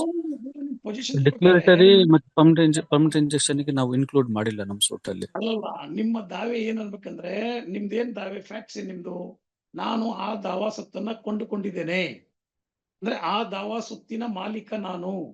I am the lawful owner of the suit schedule property by virtue of the registered sale deed dated so and so. ಅದು ಮೊದಲು ನೀವು ಡಿಕ್ಲೇರ್ ಆಗಬೇಕು, you should be a lawful owner of suit schedule property. ಎರಡನೇದು ಏನಾಗಬೇಕು, that defendant is in illegal possession of the suit schedule property. ಪ್ರತಿವಾದಿಯು ದಾವಾ ಸೊತ್ತಿನ ಕಾನೂನು ಬಾಹಿರ ಸ್ವಾಧೀನದಲ್ಲಿದ್ದಾನೆ ಅಂತ ಆಗ್ಬೇಕು. ಆದ್ರಿಂದ ಅವನನ್ನ ಇವಿಕ್ಷನ್ ಮಾಡ್ಬೇಕು, ಅಲ್ಲಿಂದ ಅವನು ಹೊರಗೆ ಹಾಕ್ಬೇಕು. ಮತ್ತು ಅವನು ಇಷ್ಟು ದಿವಸ ಅಲ್ಲಿ ಕಾನೂನು ಬಾಹಿರ ಸ್ವಾಧೀನದಲ್ಲಿ ಇದ್ದುದಕ್ಕೆ ಆತ ಪರಿಹಾರಾರ್ಥವಾಗಿ ನಿಮಗೆ ರೆಂಟು ದಟ್ಸ್ ನೋನ್ ಎಸ್ ಮೀನ್ ಪ್ರಾಫಿಟ್ಸ್ ವಾದಕಲ್ಲಿ ಕೊಡ್ಬೇಕು. ಮತ್ತೆ ಆತ ಮುಂದೆಂದಿಗೂ ನಿಮ್ಗೆ ಆ ದಾವಾ ಸೊತ್ತಿಗೆ ಹಸ್ತಕ್ಷೇಪ ಮಾಡಿದಂಗೆ ಅವನ ವಿರುದ್ಧ ಒಂದು ಪರ್ಮನೆಂಟ್ ಇಂಜೆಕ್ಷನ್ ತಗೋಬೇಕು. ಸರಿ ಸರ್, ನಿಮ್ಮ ಪ್ಲೇಂಟ್ ಅನ್ನು ಅಮೆಂಡ್ಮೆಂಟ್ ಮಾಡ್ಕೊಳ್ಳಿ ಕೇಳಿ ನಿಮ್ಮ ವಕೀಲರಿಗೆ. ಸರಿ ಸರ್, ಥ್ಯಾಂಕ್ ಯು ಸರ್. ನಂದು ಎರಡನೇ ಪ್ರಶ್ನೆ ಇದೆ. ಕೇಳಿ. ನಾನು ಇದೇ ಕೇಸಿಗೆ, ನನ್ನ ಫ್ರೆಂಡ್ ಕೇಸಿಗೆ ನಾನು ಡಾಕ್ಯುಮೆಂಟ್ ಕೊಡ್ತಿದ್ದೆ ಲಾಯರಿಗೆ ಹೋಗ್ಬಿಟ್ಟು. ನಂದೇನು ರೋಲ್ ಇದ್ದಿಲ್ಲ ಇದರಲ್ಲಿ, ನಾನು ಓನರು ಅಲ್ಲ, ಏನೂ ಇಲ್ಲ. ಆದ್ರೆ ಕಂದಾಯ, ನೀರಿನ ಕಂದಾಯ, ಪ್ರಾಪರ್ಟಿ ಟ್ಯಾಕ್ಸ್ ಅನ್ನ ಕಟ್ಟಬೇಕಾದ್ರೆ ನಾನು ಹೋಗ್ಬಿಟ್ಟು ಅಲ್ಲಿ ಕಟ್ಟು ಬರ್ತಾ ಇದ್ದೆ. ಮುನ್ಸಿಪಾಲಿಟಿ ಆಗ್ಲಿ, ವಾಟರ್ ಡಿಪಾರ್ಟ್ಮೆಂಟ್ ಆಗ್ಲಿ. ಅವನು ನನ್ನ ಮೇಲೆ ಕ್ರಿಮಿನಲ್ ಕೇಸ್ ಹಾಕ್ಬಿಟ್ಟಿಯಾನೆ. ಏನಂತ, ನಾನು ಆ ಪ್ರಾಪರ್ಟಿ ಮೇಲೆ ಇಂಟರ್ಫೇರ್ ಮಾಡ್ತಾ ಇದ್ದೀನಿ. ಆ ಪ್ರಾಪರ್ಟಿ ನಾ ಕೊಂಡ್ಕೊಂಡಿದೀವಿ ಸರ್. ಆದ್ರೆ ಅವ್ನು ನನ್ನ ಫ್ರೆಂಡ್ ಇಂಡಿಯಾದಲ್ಲಿ ಇಲ್ಲ, ನನ್ನ ಫ್ರೆಂಡ್ ರಿಜಿಸ್ಟರ್ಡ್ ಸೇಲ್ ಡೀಡ್ ನಿಮ್ಮ ಹೆಸರಲ್ಲಿ ಆಗಿದೆ. ರಿಜಿಸ್ಟರ್ ಸೈಡ್ ನಮ್ಮ ಹೆಸರಾಗಿದೆ, ಖಾತೆನೂ ನಮ್ಮ ಹೆಸರಲ್ಲಿದೆ, ಎಲ್ಲದೂ ನನ್ನ ಹೆಸರಾಗಿದೆ. You become the owner of that suit schedule property by virtue of registered sale deed. ಹೌದು ಸರ್. ನೋಂದಾಯಿತ ಕ್ರಯಪತ್ರದ ಮೂಲಕ ನೀವು ಆ ದಾವಾ ಸೊತ್ತಿನ ಕಾನೂನುಬದ್ಧ ಮಾಲೀಕರಾಗಿದ್ದೀರಿ, ಹೌದಾ? By virtue of that registered sale deed the khata has been transferred in your name. ಹೌದು ಸರ್, ಆಗಿದೆ. ಆ ನೋಂದಾಯಿತ ಕ್ರಯಪತ್ರದ ಮೂಲಕ ನಿಮ್ಮ ಹೆಸರಿಗೆ ಆ ದಾವಾ ಸೊತ್ತಿನ ಖಾತೆ ನಿಮ್ಗಾಗಿದೆ.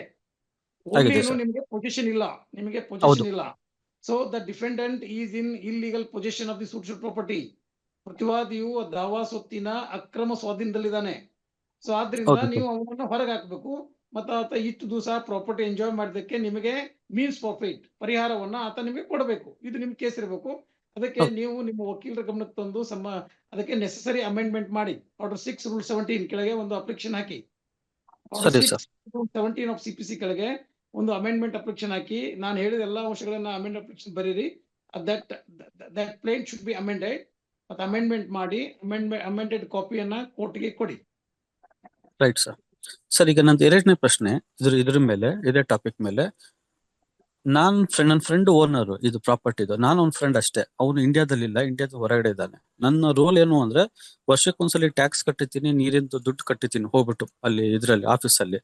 ಅವನು ನನ್ನ ಮೇಲೆ ಕ್ರಿಮಿನಲ್ ಕೇಸ್ ಹಾಕ್ಬಿಟ್ಟಾನೆ. ಯಾರು ಈಗ ಇಂಜೆಕ್ಷನ್ ಆರ್ಡರ್ ತಗೊಂಡಿದ್ದಾನಲ್ಲ ಪಾರ್ಟಿ, ಅವನು ನನ್ನ ಮೇಲೆ ಕ್ರಿಮಿನಲ್ ಕೇಸ್ ಹಾಕ್ಬಿಟ್ಟಾನೆ. ಏನಂತ, ನಾನು ಈ ಪ್ರಾಪರ್ಟಿ ಮೇಲೆ ಇಂಟರ್ಫೇರ್ ಆಗ್ತಾ ಇದ್ದೀನಿ, ನಾನು ಅವರಿಗೆ ತೊಂದರೆ ಕೊಡ್ತಾ ಇದ್ದೀನಿ ಅಂತ ಹೇಳ್ಬಿಟ್ಟು ನನ್ನ ಮೇಲೆ 3 ಕ್ರಿಮಿನಲ್ ಕೇಸ್ ಹಾಕ್ಬಿಟ್ಟಿದ್ದಾನೆ. ಹಾಗಾಗ್ಬಿಟ್ಟು ನಾನು LLB ಸ್ಟೂಡೆಂಟ್ ಸರ್. ಅವನು ಕೇಸ್ ಹಾಕಿದಾಗ ನಾನು ಹೋಗ್ಬಿಟ್ಟು ಡೈರೆಕ್ಟ್ ಆಗಿ LLB ಜಾಯ್ನ್ ಆಗಿದ್ದು. ಕೇಸು 3 ವರ್ಷ ಆಯ್ತು. ನಾನು LLBನೂ ಇದು ಫೈನಲ್ ಇಯರ್ ಇಲ್ಲಿದ್ದೀನಿ ಈಗ. ಈಗ ನಾನು LLB ಕ್ಲಿಯರ್ ಆದ್ಮೇಲೆ ನನ್ನ ಮೇಲೆ ಕೇಸ್ ಇದೆ, ಇದು ಕ್ರಿಮಿನಲ್ ಕೇಸ್ ಇದೆ, ಇದೇ ಪ್ರಾಪರ್ಟಿಗೆ ಸಂಬಂಧ. ಆ ಕ್ರಿಮಿನಲ್ ಕೇಸಲ್ಲಿ ಕ್ಲಿಯರ್ ಆಗಿ ಮೆನ್ಷನ್ ಮಾಡಿದ್ದಾರೆ, ಈ ಪ್ರಾಪರ್ಟಿ ರಿಲೇಟೆಡ್ ಕೇಸ್ ಅಂತಾನೆ ಕ್ರಿಮಿನಲ್ ಕೇಸಲ್ಲೂ ಇದೆ. ಪೊಲೀಸರು ನನಗೂ ಇದು ತೊಂದರೆ ಕೊಡ್ತಾ ಇದ್ದಾರೆ. ಏನಂತ, ನೀನನ್ನ ಅರೆಸ್ಟ್ ಮಾಡ್ತೀನಿ ಹಂಗೆ ಹಿಂಗೆ ಅಂತ ಹೇಳ್ಬಿಟ್ಟು. ನಾನೊಂದು SP ಗೆ ಲೆಟರ್ನು ಕೊಟ್ಟಿದ್ದೀನಿ. ಹಾಗಾಗ್ಬಿಟ್ಟು ಕೊಟ್ಟಾದ್ಮೇಲೆ ಸ್ವಲ್ಪ ಅವರು ನನಗೇನು ಫೋನ್ ಮಾಡಿ ಏನೋ ತೊಂದರೆ ಕೊಡ್ತಾ ಇಲ್ಲ. ಆದ್ರೆ ಈಗ ನಂದು LLB ಫೈನಲ್ ಇಯರ್ ಆದ್ಮೇಲೆ ಬಾರ್ ಕೌನ್ಸಿಲ್ಗೆ ಎನ್ರೋಲ್ ಮಾಡೋಕೆ ಏನಾದ್ರು ತೊಂದರೆ ಆಗತ್ತಾ ಈ ಕ್ರಿಮಿನಲ್ ಕೇಸಿಂದ? ಈಗ ಈಗ ನೀವು ನಿಮ್ ಫ್ರೆಂಡ್ ವಿದೇಶದಲ್ಲಿ ಇದ್ರೆ ನೀವು ಅವನ ಪರವಾಗಿ ನೀವು ಕಂದಾಯ ಕಟ್ಟಬೇಕಾದ್ರೆ ನೀವು ಅವನ ಕಡೆಯಿಂದ ಒಂದು GPA ತಗೋಬೇಕಾಗಿತ್ತು. You could obtained the GPA from your friend. ಯಾಕೆಂದ್ರೆ ಅವನ ಪ್ರಾಪರ್ಟಿಗೆ ನೀವು ಕೆಲಸ ಮಾಡ್ಬೇಕಾದ್ರೆ ನಿಮಗೆ ಒಂದು ಲೀಗಲ್ ಅಥಾರಿಟಿ ಇರಬೇಕು. ಸೊ ನೀವು GPA ಇಲ್ಲಾರ್ದೇನೆ ಮಾಡಿದ್ರಿಂದ ಇದೆಲ್ಲ ಸಮಸ್ಯೆ ಆಗಿದೆ ನಿಮ್ಗೆ. ಇಲ್ಲ GPA ಅವ್ರ ತಮ್ಮಂಗ್ ಕೊಟ್ಟಾರೆ. ಅವ್ರ ತಮ್ಮ ಬೇರೆ ಊರಲ್ಲಿ ಇರ್ತಾರೆ. ಅವ್ರ ಕೇಸ್ ಟೈಮಿಗೆ ಬರ್ತಾರೆ ಹೋಗ್ತಾರೆ. ಆದ್ರೆ ನಾನು ಸಿಟಿ ಪೊಸಿಷನ್ ಅಲ್ಲಿ ಇರೋದು, ನಾನು ಆ ಊರಲ್ಲಿ ಇರೋದ್ರಿಂದ ನನಗೆ ಈಸಿ ಆಕ್ಸೆಸ್ ಅಂತ ಹೇಳ್ಬಿಟ್ಟು ನಾನು ಕಟ್ಟಿದ್ದಷ್ಟೇ. ಆದ್ರೆ ಆಯ್ತು, ನೀವು GPA ತಗೋಬೇಕಲ್ಲ. ನೀವು GPA ತಗೊಂಡ್ರೆ ನೀವು ಆ ಸ್ವತ್ತಿನ ಬಗ್ಗೆ ಯಾವುದೇ ವ್ಯವಹಾರಗಳನ್ನ ಮಾಡ್ಲಿಕ್ಕೆ ನಿಮ್ಗೆ ಅಧಿಕಾರ ಬರ್ತದೆ. ಹೌದು ಹೌದು So, ನಿಮ್ಗೆ GPA ಇರ್ಲಾರ್ದನೆ you are the third party to that property. ಆ ಹೌದು ಪ್ರಾಪರ್ಟಿಗೂ ಸರ್, ನಿಮ್ಗೆ ಏನು ಸಂಬಂಧ ಇಲ್ಲ ಆಗ್ತದೆ ಕಾನೂನು ದೃಷ್ಟಿಯೊಳಗೆ. ಹೌದು ಸರ್. So, ಆ ಪ್ರಾಪರ್ಟಿ ಬಗ್ಗೆ ನೀವು ವ್ಯವಹರಿಸಬೇಕಾದ್ರೆ ನಿಮ್ಗೆ ಆ ಮಾಲೀಕರು GPA ಕೊಟ್ರೆ ಮಾತ್ರ ನಿಮ್ಗೆ ಅಧಿಕಾರ ಬರ್ತದೆ. ಹೌದು ವಿದೌಟ್ GPA ನೀವು ಆ ಪ್ರಾಪರ್ಟಿ ವ್ಯವಹಾರಗಳನ್ನ ಮಾಡಿದ್ರೆ ಇಂಥ ಕಾಂಪ್ಲಿಕೇಶನ್ಗಳು ನೀವು ಸಿಕ್ಕಾಕೋಬೇಕಾಗ್ತದೆ. ಆ ಪ್ರಾಪರ್ಟಿ ಟ್ಯಾಕ್ಸ್ ಕಟ್ಲಿಕ್ಕೆ ನಿಮ್ಗೆ ಅಧಿಕಾರ ಬರ್ಬೇಕಾದ್ರೆ ನೀವು ಅವ್ರ ಕಡೆಯಿಂದ ಒಂದು GPA ತಗೋಬೇಕಾಗಿತ್ತು. ಇಲ್ಲ ಸರ್, ಅದು ಪ್ರಾಪರ್ಟಿ ಟ್ಯಾಕ್ಸ್ ಕಟ್ಟೋದು ಗೌರ್ಮೆಂಟ್ ಲೈನಲ್ಲಿ ಹೋಗ್ಬಿಟ್ಟು ನಿಂತ್ಬಿಟ್ಟು ಅವ್ರಿಗೆ ದುಡ್ಡು ಕೊಟ್ರೆ ಆಯ್ತು. ಅವ್ರಿಗೆ ಏನು ಕೇಳಲ್ಲ, ಅವ್ರು ಯಾರು ಕಟ್ಟಿದ್ರು ಯಾರು ಕಟ್ಟಿಲ್ಲ ಅದೆಲ್ಲ ಅವರು ಹೆಸರು ಏನು ಬರ್ಕೊಳ್ಳಲ್ಲ, ರೆಕಾರ್ಡ್ ಏನು ಆಗಲ್ಲ ಎಲ್ಲೂ. ಅಲ್ಲ, it is not an offence. ಈಗ ನೀವು ಪ್ರಾಪರ್ಟಿ ಹೌದು, tax it's not an offence. ಹೌದು ಅದು ಅಪರಾಧನೇ ಅಲ್ಲ ಅದು. ಅದು ಅಪರಾಧ ಏನಿಲ್ಲ. ಆದ್ರೆ ಅವನು ಪೊಲೀಸಿಗೆ ದುಡ್ಡು ಕೊಟ್ಬಿಟ್ಟು ನನ್ನ ಮೇಲೆ ಕೇಸ್ ಹಾಕ್ಬಿಟ್ಟಿಯಾನೆ. ಅದು ಕ್ರಿಮಿನಲ್ ಕೇಸು ಒಂದಿರ್ಲಿ. ಅದು ನಂದು ಇಂಪಾರ್ಟೆಂಟ್ ಪಾಯಿಂಟ್ ಏನು ಅಂದ್ರೆ ಸರ್, ಇಲ್ಲಿ ನಾನು ಈಗ LLB ಫೈನಲ್ ಇಯರ್ ಬಂದಿದ್ದೀನಿ. ಈ ಕ್ರಿಮಿನಲ್ ಕೇಸು ನನ್ನ ಎಕ್ಸಾಮ್ ಕ್ಲಿಯರ್ ಆದ್ಮೇಲೆ, LLB ಕ್ಲಿಯರ್ ಆದ್ಮೇಲೆ ನಾನು ಡಿಕ್ಲರೇಷನ್ ಕೊಡ್ಬೇಕಂತ ನನ್ನ ಮೇಲೆ ಯಾವ್ದು ಕ್ರಿಮಿನಲ್ ಕೇಸ್ ಇಲ್ಲ ಅಂತ ಹೇಳ್ಬಿಟ್ಟು ಬಾರ್ ಕೌನ್ಸಿಲ್ಗೆ, ಸ್ಟೇಟ್ ಬಾರ್ ಕೌನ್ಸಿಲ್ಗೆ ಎನ್ರೋಲ್ ಆಗ್ಬೇಕಾದ್ರೆ ಅವಾಗ ನನಗೆ ಏನಾದ್ರು ತೊಂದರೆ ಆಗತ್ತಾ? ಅಲ್ಲ, mere filing a FIR is not an offense because accused is presumed to be innocent until the guilt is proved. So ನಿಮ್ಮ ಮೇಲೆ ಒಂದು ಸುಳ್ಳು ದೂರ ಇದೆ ಅನ್ನೋ ಕಾರಣಕ್ಕೇನೆ ನೀವು ಒಬ್ಬ ಕನ್ವಿಕ್ಟೆಡ್ ಆಗಲ್ಲ. Because you are presume to be innocent until the guilt is proved. ನಿಮ್ಮ ಮೇಲೆ ಏನಾದ್ರು ಚಾರ್ಜ್ ಶೀಟ್ ಆಗಿದೆ? ಹಾ ಸರ್, ಚಾರ್ಜ್ ಶೀಟ್ ಆಗಿದೆ. ಚಾರ್ಜ್ ಶೀಟ್ ಆಗ್ಬಿಟ್ಟು ಅವರು ಕೋರ್ಟಿಗೆ ಹಾಕಿಯಾನೆ. ಚಾರ್ಜ್ ಶೀಟ್ ಅಲ್ಲಿ ಏನ್ ಬಿಡ್ತೇನೆ ಇವನು ನಾನು ರಿಮೈನಿಂಗ್ ಕನ್ಸಿಡರೇಷನ್ ಕೊಟ್ಟಿಲ್ಲ ಅಂತ ನಾನು ಹಾಕ್ಯಾನ, ತಾನು ಥರ್ಡ್ ಪಾರ್ಟಿ, ನನಗೆ ಬರಲ್ಲ, ಸಂಬಂಧನೇ ಇಲ್ಲ. ಆದ್ರೂ ಪೊಲೀಸ್ ಅದನ್ನ ಕನ್ಸಿಡರ್ ಮಾಡ್ಬಿಟ್ಟು ನಮ್ಮಲ್ಲಿ ಚಾರ್ಜ್ ಶೀಟ್ ಹಾಕಿ CC ಮಾಡ್ಬಿಟ್ಟಾರೆ. ನೀವು ಅಂಡರ್ ಸೆಕ್ಷನ್ 482 ಆಫ್ CRPC ಗಳಿಗೆ ಹೈಕೋರ್ಟ್ ಒಂದು ರಿಟ್ ಹಾಕಿ ಅದನ್ನ ಕ್ವಾಶ್ ಮಾಡ್ಲಿಕ್ಕೆ ಕೇಳಿ. ಯಾಕಂದ್ರೆ ಇಲ್ಲಿ ಯಾವುದೇ ಒಂದು ಸಫಿಶಿಯಂಟ್ ಗ್ರೌಂಡ್ಸ್ ಇಲ್ಲಾರ್ದನೆ, even though it is not an offense, police have misused their power and they have registered a FIR against me and submitted a false charge sheet to the court. Therefore, they have implicated me in a criminal case without no grounds. So, crash this case ಅಂತಂದು ನೀವು under section 482 of CRPC ಕೆಳಗೆ ಮಾನ್ಯ ಹೈಕೋರ್ಟ್ಗೆ ನೀವು ಒಂದು writ petition ಹಾಕಿ. Right, okay sir, ಒಂದು writ petition ಹಾಕ್ತೀನಿ. Cases ಅನ್ನ ಕ್ವಾಶ್ ಕೇಳಿ. ಸರಿ ಸರ್, ಕ್ವಾಶಿಗೆ ಕೇಳ್ತೀನಿ. ಗೊತ್ತಾ ಇದು ಐಡಿಯಾ ಇದ್ದಿಲ್ಲ ನನಗೆ ಕ್ವಾಶಿಂದು. ಸರಿ ಸರ್, ಇದು ಅರ್ಜಿ ಹಾಕ್ಬೇಕು ನೀವು. ಸರಿ sir, okay thank you sir. ನನ್ನ ಕ್ವಶನ್ ಮುಗೀತು ಸರ್ ಇಲ್ಲಿಗೆ. ಓಕೆ, ಪ್ರಶ್ನೆ ಕೇಳಿ. ಸಿದ್ಧಗಂಗಯ್ಯ ಅವರ ಪ್ರಶ್ನೆ ಕೇಳಿ. ನಮಸ್ತೆ ಸ್ವಾಮಿ, ನಾನು ಅಡ್ವೊಕೇಟ್ ಮಾತಾಡ್ತಿದ್ದೀನಿ. ನನ್ನ ಪ್ರಶ್ನೆ, ಈಗ 125 ಕೇಸ್ ಹಾಕಿದ್ರು. 125ನಲ್ಲಿ ನಾನು ರೆಸ್ಪಾಂಡೆಂಟ್ಗೆ ಕೇಸ್ ನಡೆಸ್ತಾ ಇದ್ದೆ. ಅದರಲ್ಲಿ ಇವರು ಲೀಗಲಿ ವೆಡ್ಡೆಡ್ ವೈಫ್ ಅಲ್ಲ, ಲಿವಿಂಗ್ ಟುಗೆದರ್ ಇದ್ರು. ಆ ಸಂದರ್ಭದಲ್ಲಿ ಈಗ ಇವರು ಯಾವುದೇ ಆದಂಥ ರಿಜಿಸ್ಟರ್ ಮ್ಯಾರೇಜ್ ಆಗಲಿ ಏನೂ ಆಗಿಲ್ಲ. ಈಗ ಆ ಮಗು ಅವ್ರಿಗೂ ರೆಸ್ಪಾಂಡೆಂಟ್ಗೆ ಮಗು ಸೇರಿದ್ದಲ್ಲ. ಆ ಸಂದರ್ಭದಲ್ಲಿ ನಾನು ಉಚ್ಚ ನ್ಯಾಯಾಲಯಕ್ಕೆ ಮನವಿ ಸಲ್ಲಿಸಿ 482 ಹಾಕಿದ್ದು. ಅದು ಆ ಸಂದರ್ಭದಲ್ಲಿ ಡೈರೆಕ್ಷನ್ ಕೊಡ್ತು 125ನಲ್ಲಿ ಏನಂತ, ಅಲ್ಲೋಗಿ ಕೇಸ್ ಟ್ರಯಲ್ ಮುಗಿಯೋವರೆಗೂ ಆ ಮಗುಗೆ ಮೇಂಟೆನೆನ್ಸ್ ಕೊಡಬೇಡ್ರಿ, ಮಗುದು ರೆಸ್ಪಾಂಡೆಂಟ್ ನಂಬರ್ ಪಿಟಿಷನರ್ ನಂಬರ್ 2ದು ಕ್ವಾಶ್ ಮಾಡಿದ್ರು, ಪಾರ್ಟ್ಲಿ ಅಲೋ ಆಯಿತು. ಆ ಸಂದರ್ಭದಲ್ಲಿ 2 ವರ್ಷ ಕೇಸ್ ನಡೆಸಾದ್ಮೇಲೆ ಇನ್ನೊಂದು ಕೇಸು DV ಆಕ್ಟ್ ಹಾಕಿದ್ರು. ಈಗ ಮಲ್ಟಿಪಲ್ ಕೇಸ್ ಹಾಕಿದ್ರೆ ಈ ಸಂದರ್ಭದಲ್ಲಿ ಅದು ಊರ್ಜಿತ ಆಗುತ್ತಾ ಸ್ವಾಮಿ? ಅದೊಂದು ನನ್ನ ಪ್ರಶ್ನೆ. ಈ DV ಆಕ್ಟ್ ಅಲ್ಲಿ ಈಗ ಹಂಗೆ 2-3 ಕೇಸ್ಗಳು ಹಾಕೊಂಡು ಹೋಗ್ಬೋದು. ಈಗ 2 ವರ್ಷದಿಂದ ಕೇಸ್ ನಡೆದಿರ್ಬೇಕಾದ್ರೆ ಇದು ಈಗ ಉಚ್ಚ ನ್ಯಾಯಾಲಯದಲ್ಲಿ ಡೈರೆಕ್ಷನ್ ಇದೆ, ಅದೇ ಹೋಗಿ ಟ್ರಯಲ್ ನಡೆಸಿ ಅಂತ. ಆ ಸಂದರ್ಭದಲ್ಲಿ ಈಗ ಅದು ಊರ್ಜಿತ ಆಗುತ್ತೋ ಇಲ್ವೋ ಅನ್ನೋ ಡೌಟ್ ಬಂದು ಇನ್ನೊಂದು ಕೇಸ್ ಹಾಕಿದ್ದಾರೆ DV ಆಕ್ಟ್ ಅಂತ. ಈಗ ರೀಸೆಂಟ್ ಹಾಕಿದ್ದಾರೆ ಆಫ್ಟರ್ ಲ್ಯಾಪ್ಸ್ ಆಫ್ 2 years. ನೀವು ಏನ್ ಡಿಫೆನ್ಸ್ ತಗೊಳ್ಳಿ ಅಂದ್ರೆ She is not at all legally wedded wife. So when she is not at all a legally wedded wife, so I am not under duty to pay any maintenance under section 125 CRPC. Yes, So the petition filed under section 125 CRPC is not maintainable ಅಂತ ನಿಮ್ದು ವಾದ ಇರಬೇಕು. yes, Swami. ಯಾಕಂದ್ರೆ ಅದರಲ್ಲಿ 125 objection. CRPC ingredient ಏನಂದ್ರೆ C must be a legally wedded wife. ಹೌದು ಸ್ವಾಮಿ. ಕಾನೂನುಬದ್ಧ ಹೆಂಡತಿಯೇ ಆಕೆ ಆಗಿರ್ಬೇಕು. ಹೌದು ಸೊ ಸ್ವಾಮಿ. ಆಕೆ ಕಾನೂನುಬದ್ಧ ಹೆಂಡತಿನೇ ಅಲ್ಲ ಅಂದ್ರೆ so she has no right to claim maintenance. ಅದು ನಿಮ್ದು ಹೌದು ಡಿಫೆನ್ಸ್ ಆಗಿರ್ಬೇಕು. ಹೌದು ಸ್ವಾಮಿ. ಆ ಡಿಫೆನ್ಸ್ ಡಿವಿ ಆಕ್ಟ್ ಕೂಡ ಅಟ್ರಾಕ್ಟ್ ಆಗ್ಬೇಕಾದ್ರೆ she must be a legally wedded wife. ಆಕೆ ಕಾನೂನುಬದ್ಧ ಹೆಂಡತಿ ಆಗಿದ್ರೆ ಮಾತ್ರ ಗಂಡ ಆಕೆಗೆ ಕಿರುಕುಳ ಕೊಟ್ರೆ, ಗಂಡ ಆಕೆಯನ್ನ ನೋಡ್ಕೊಳ್ಳಿಕ್ಕೆ ವಿಫಲನಾದ್ರೆ, ಗಂಡ ಆಕೆಯನ್ನ ಮನೆಯಿಂದ ಹೊರಗೆ ಹಾಕಿದ್ರೆ ಡಿವಿ ಆಕ್ಟ್ ಅಟ್ರಾಕ್ಟ್ ಆಗ್ತದೆ. ಸೊ ನಿಮ್ದು ಓನ್ಲಿ ಸೋಲ್ ಡಿಫೆನ್ಸ್ ಏನಿರ್ಬೇಕಂದ್ರೆ she is not my legally wedded wife and there is no marital relationship between me and ಹರ್.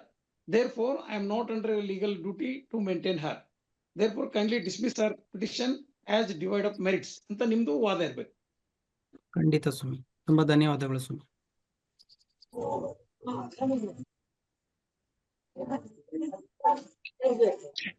ಸ್ವಾಮಿ ನಮಸ್ತೆ ಸ್ವಾಮಿ. ಕೇಳಿ. ಸ್ವಾಮಿ, ಇಲ್ಲಿ ಒಂದು ಪತ್ನಿ ಇದ್ದಾರೆ, ಅವರು ಸರ್ಕಾರಿ ನೌಕರರಾಗಿರ್ತಾರೆ. ಆಕೆ ಗಂಡನಿಗೆ ಸರ್ಕಾರಿ ನೌಕರಿ ಇಲ್ಲ, ಅವ್ರೊಂದು ಅಂಗಡಿ ಇಟ್ಕೊಂಡಿರ್ತಾರೆ ಸ್ವಾಮಿ. ಅವ್ರಿಗೆ 45 ವರ್ಷ ಆಗಿರ್ತದೆ. ಅವ್ರಿಗೆ ಅನಾರೋಗ್ಯ ನಿಮಿತ್ತ ಅವರು ಚಿಕಿತ್ಸೆ ಪಡಿತಾ ಇರ್ತಾರೆ. ಅವ್ರಿಗೆ ಅಂಗಡಿ ನಡೆಸಕ್ ಸಾಧ್ಯವಾಗ್ತಿರಲ್ಲ, ಅವ್ರು ಲಾಸಲ್ಲಿ ಇರ್ತಾರೆ. ಇಂತಹ ಸಂದರ್ಭದಲ್ಲಿ ಹೆಂಡತಿ ಅವನನ್ನ ಮನೆಯಿಂದ ಹೊರಗಾಕಿ ಮಕ್ಕಳೊಂದಿಗೆ ಅವ್ರು ಇರ್ತಾರೆ. ಇಂಥ ಸಂದರ್ಭದಲ್ಲಿ ಆಕೆಯಿಂದ ಗಂಡ ಜೀವನಾಂಶವನ್ನು ಪಡೆಯುವ ಹಕ್ಕಿದೆಯಾ ಅಂತ ಸ್ವಾಮಿ? ಹೌದು, ಇದು ಸೆಕ್ಷನ್ 125 CRPCಗೆ ಇದು ಸೆಕ್ಸ್ ಡಿಸ್ಕ್ರಿಮಿನೇಷನ್ ಇಲ್ಲ, ಲಿಂಗ ತಾರತಮ್ಯ ಇಲ್ಲ. ಈಗ ಹೆಂಡತಿಗೆ ಸಾಕಷ್ಟು ಆದಾಯ ಇದ್ದು ಗಂಡನಿಗೆ ತನ್ನನ್ನು ತಾನು ನೋಡಿಕೊಳ್ಳಲು ಅಸಮರ್ಥನಿದ್ರೆ ಮತ್ತು ಮಕ್ಕಳು ಕೂಡ ಅವನ ಜೊತೆಗಿದ್ರೆ, ಮಕ್ಕಳಿಗೂ ಕೂಡ ಸರಿಯಾಗಿ ವಿದ್ಯಾಭ್ಯಾಸ ಮತ್ತು ಬಟ್ಟೆ ಬರೆ ಶಿಕ್ಷಣ ಕೊಡಿಸುವಲ್ಲಿ ಆತ ವಿಫಲ ಆದಂದ್ರೆ, ಹೆಂಡತಿ ಸರ್ಕಾರಿ ನೌಕರದಾಳಾಗಿದ್ದು ಆಕೆಗೆ ಸಾಕಷ್ಟು ವರಮಾನ ಇದ್ರೆ, ಆಕೆ ಗಂಡನನ್ನ ಮತ್ತು ಮಕ್ಕಳನ್ನ ನೋಡಿಕೊಳ್ಳಲು ಆಕೆ ವಿಫಲಾದಂದ್ರೆ, ಗಂಡನು ಕೂಡ ಹೆಂಡತಿಯ ವಿರುದ್ಧ ಸೆಕ್ಷನ್ 125 CRPC ಕೆಳಗೆ ಅರ್ಜಿ ಹಾಕಿ ಜೀವನಾಂಶವನ್ನ ಕೋರಬಹುದು. ಆಯ್ತು ಸ್ವಾಮಿ, ಧನ್ಯವಾದ ಸ್ವಾಮಿ. ಕಿರಣ್ ಪೂಜಾರ್ ಅವರ ಪ್ರಶ್ನೆ ಕೇಳಿ. ಸರ್ ನಮಸ್ತೆ ಸರ್. ನಮಸ್ತೆ ಸರ್, ಪೋಕ್ಸೋ ಆಕ್ಟ್ ಅಲ್ಲಿ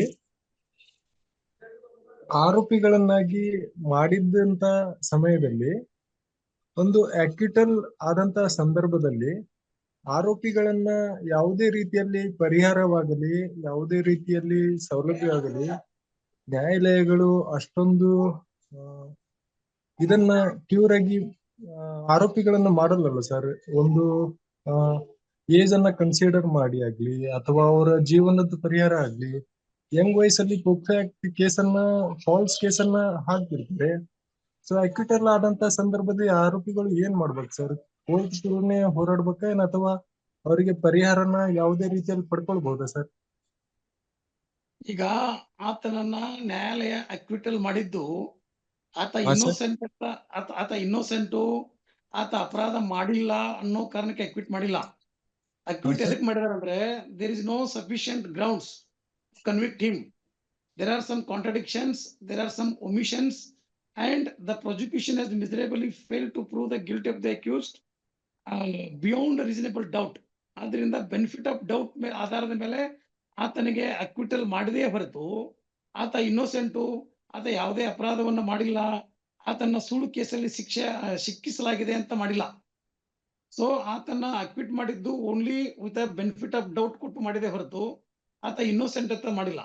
ಒಂದ್ ವೇಳೆ ಅವ್ರು ಯಾರಾದ್ರೂ ನಿಮ್ಗೆ ಕಂಪ್ಲೇನೆಂಟು ಸುಳ್ಳು ಕೇಸಲ್ಲಿ ನಿಮ್ಮನ್ನ ಸಿಕ್ಕಿ ಹಾಕಿದ್ದಾರೆ ಅಂತ ನಿಮ್ಮ ಅಹವಾಲಿದ್ರೆ ನೀವು ಅವ್ರ ವಿರುದ್ಧ ಮೆಲಿಷಿಯಸ್ ಪ್ರಾಸಿಕ್ಯೂಷನ್ ಅಂತ ನೀವು ಹಾಕ್ಬಹುದು.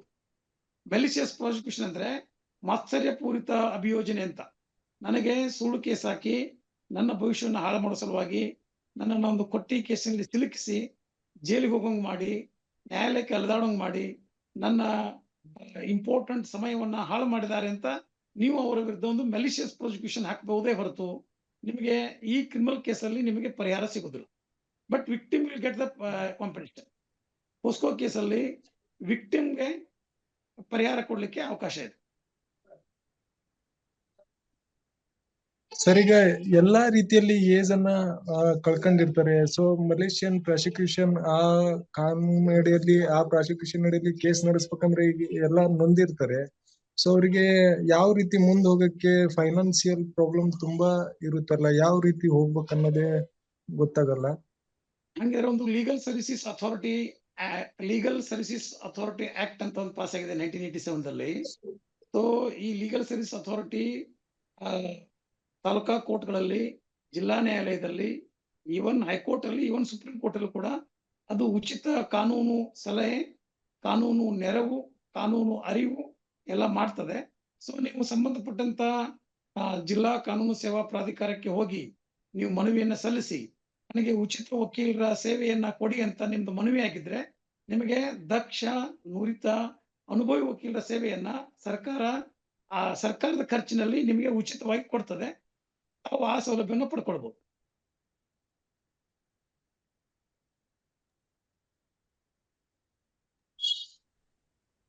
Thank you sir.